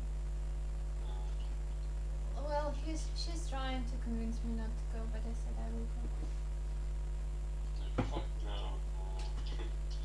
I'll just, I would just die if I stay here.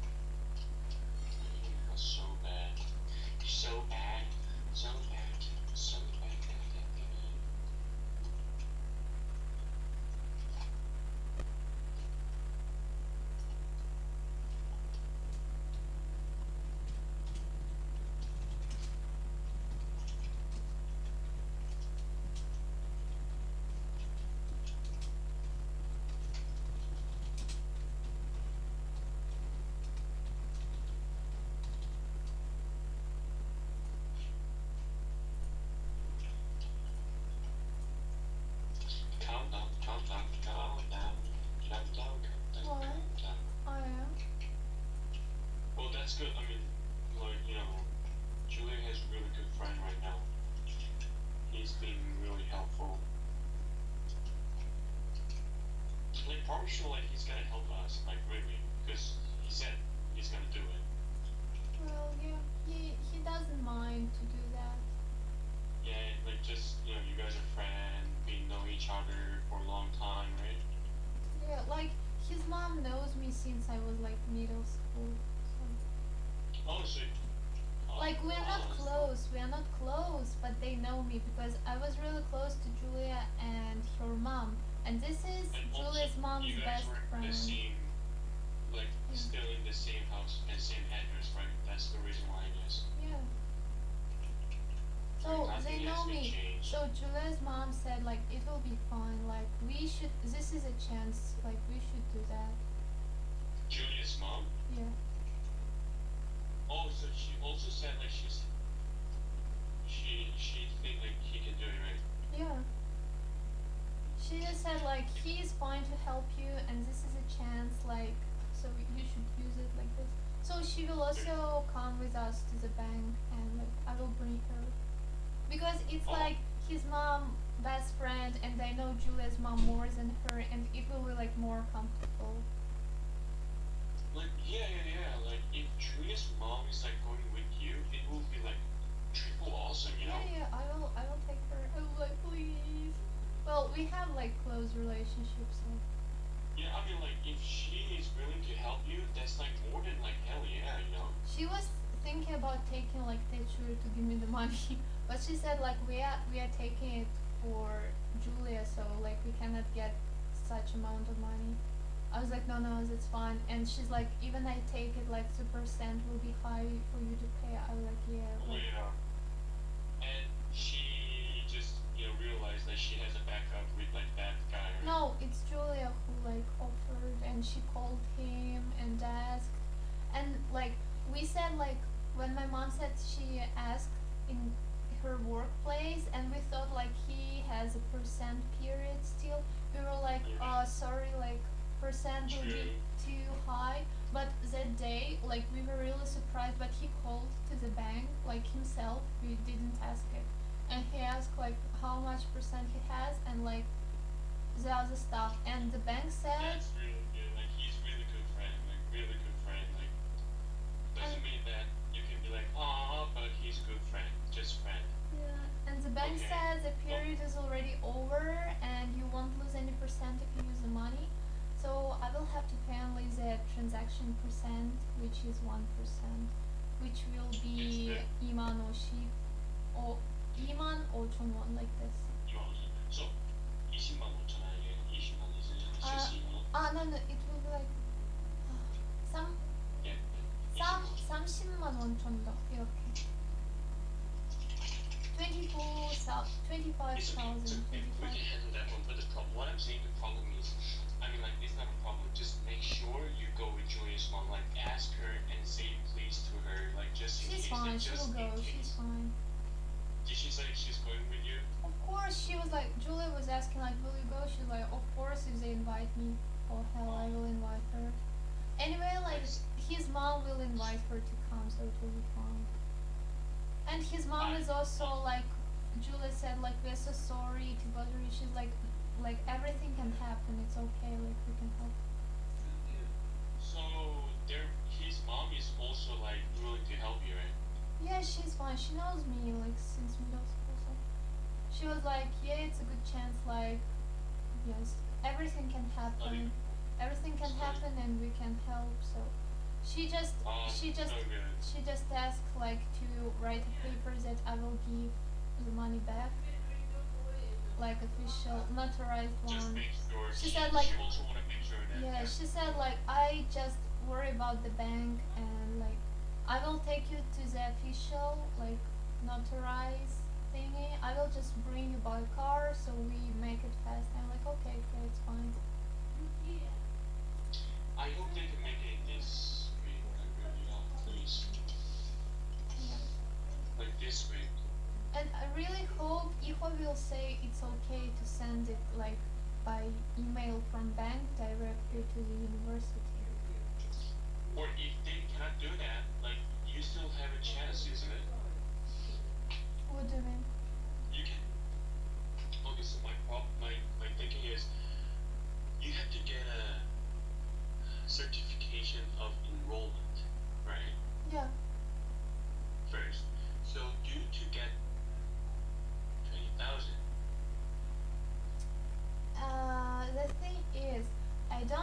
know in which moment they're going to give me certificate of enrollment. There are two ways. After I send 20,000 or after I send 20,000 and pay tuition fee for the first semester. Even for example, I don't know which variant they like choose. Even for example, I will send them today 20,000 certificate. Maybe tomorrow they will send me certificate of enrollment, or maybe they require to wait until 15 July to pay the tuition fee for the next semester. I don't know, like, will they say like wait till the tuition payment and then we will give it to you, or they will just give it after I submit the 20,000. So I asked them today, like I sent you the mail, but they didn't answer yet, so let's wait. So if they give me the certificate of enrollment after I submit 20,000, I will just do it right away. I will go to Moscow and yeah.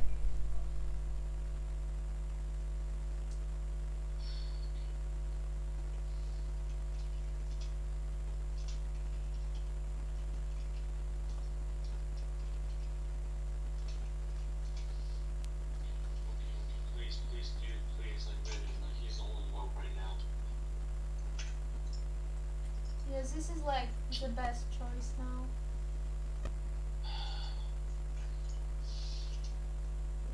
But I'm really happy we have a hope now, because like it's like the high percent that we can get it. Oh yeah, it's so good.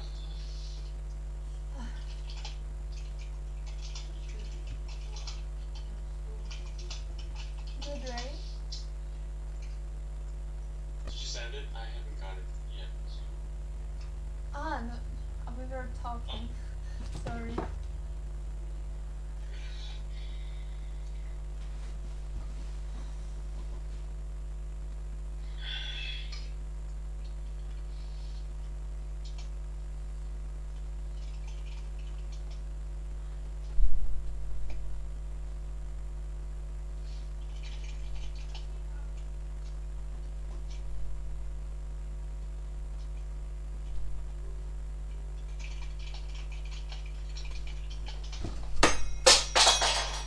Big okay?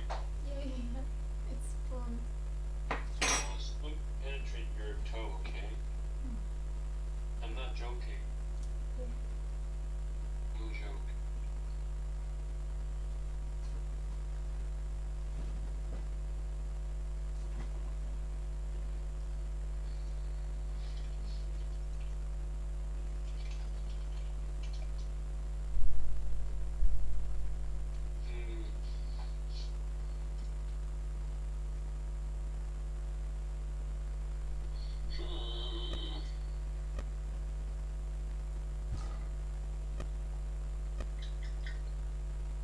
You look so pretty. Why you look so pretty? Like you wanting to be pretty to them? Oh my god, you suck. That's not good. This is not good. This is absolutely not good. Well, maybe that's why he extended for 2 hours. That's good, babe. I can buy myself food later and not starving, so it's good, right? Yeah, it's good, and I'm trying to make you eat more enough to get your food. So Yeah, thanks, babe. yeah. I'll let you know.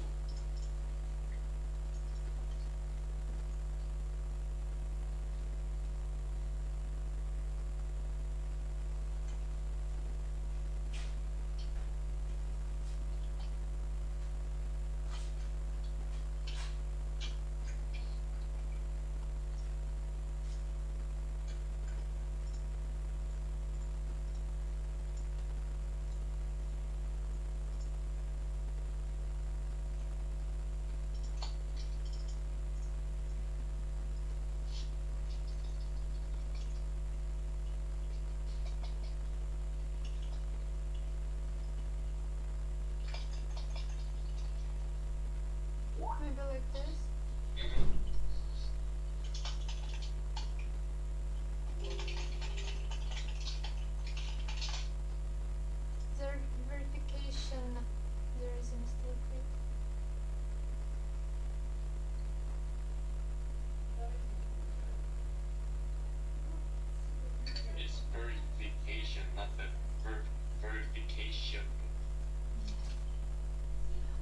It's Russian.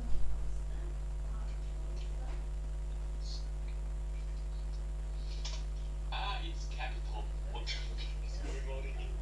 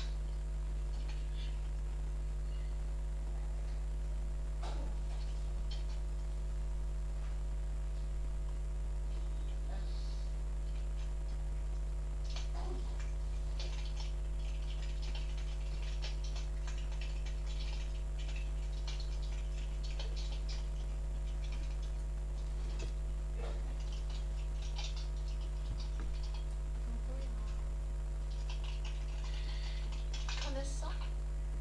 No. Please.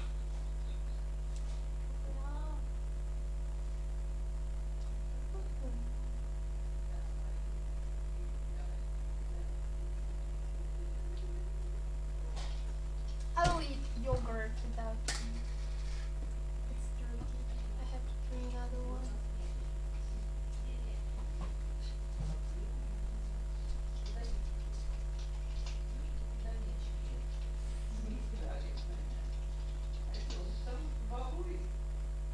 Особенно дорисовать-то.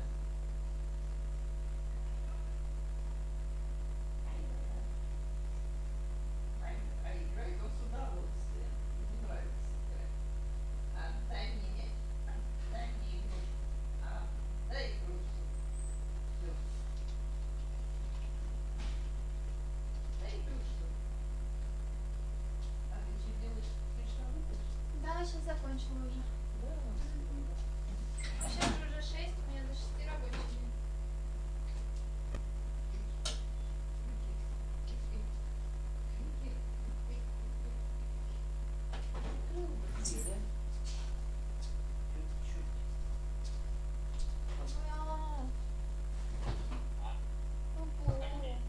할머니 유키 좋아해? 좋아. 나 할머니 원래 아니 yogurt. No, not at this moment. Not at this moment. Not this momente. 왜? 왜? 네. No, you should open your files and like let it flow. Like you don't know the detail.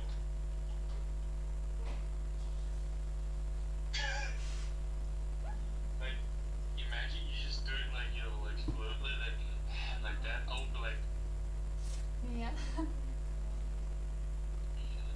해보자.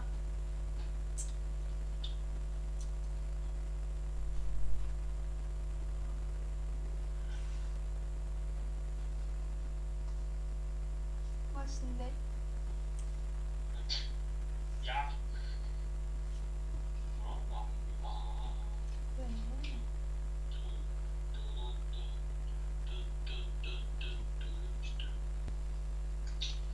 I hate myself. 응? 왜? Because I want to reach, but I can't do anything. What do you mean? We are doing a lot. You found a student for me, so like I got closer to come there. It's just only one, like just like So let's what? find It's it out. already It's just it's already someone on a week. Like I can eat.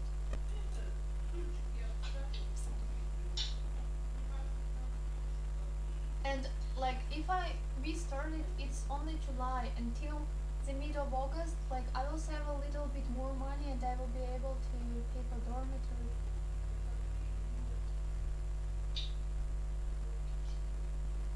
know. So I'm really thankful they. Смотри, я еще, ну, конечно, не до конца. Это из Это из игры. аниме, да? Да, ну это не из аниме, а игра типа аниме. Я еще не докрасила только. It looks better than before. Yeah, she's getting better, right? Yeah, she's getting better. Is it a cartoon or something? Yeah, it's a game. Я потом еще покажу, как Looks so much докрашу. better. Я так-то за скотчем пришла. Oh, I loved drawing too in school. I showed you, right? You love throwing what? I love drawing in school. You love going to school. I loved drawing. 그림 그리는 거. You love drawing. My sister used to draw a lot, so which means that our family has like kind of drawing, spirit. And if you join us, well, it seems like something can happen between us. Artistic kid. Ah, by the way, today I asked Julia, like, I consider working as a model if I can do it as a part-time in Korea. So before starting, I have to prepare a portfolio with snaps, model tests. True. Yeah, so I was asking, like, I know Julia had some friend who's photographer in her city. And I asked today, like, how much does she ask for model tests and for a studio? And she said she will, like, make discount for Julia as they, like, kind of know each other. So in general, it will be 6만 won, kind of that. For one shot or just No. renting it? It will be like model tests, like front, here, back, whole body, and some like some like photo set things, a few photo set things with changing clothes, like that. So she can make a portfolio. Does she has like any experience? I looked at her work in the, I liked it. I will show you. If you like it, but I don't like it, what's gonna be? What you're gonna do it? Like, fuck Jack, I'll do it.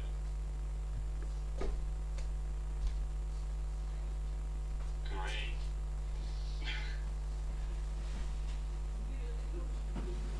Good. 8. I love Я тоже потешная и смешная. Да. В смысле? what's going on. No. My granny was talking to the papa like, you're so funny and you're so cute, and I was like, I'm also funny and cute, and my granny was like, Antoinda. I was like, what?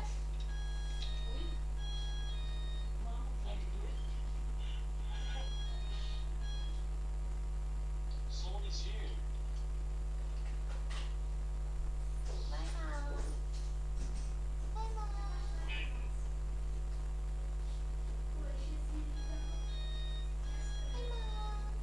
Wait, give me a second. My daddy.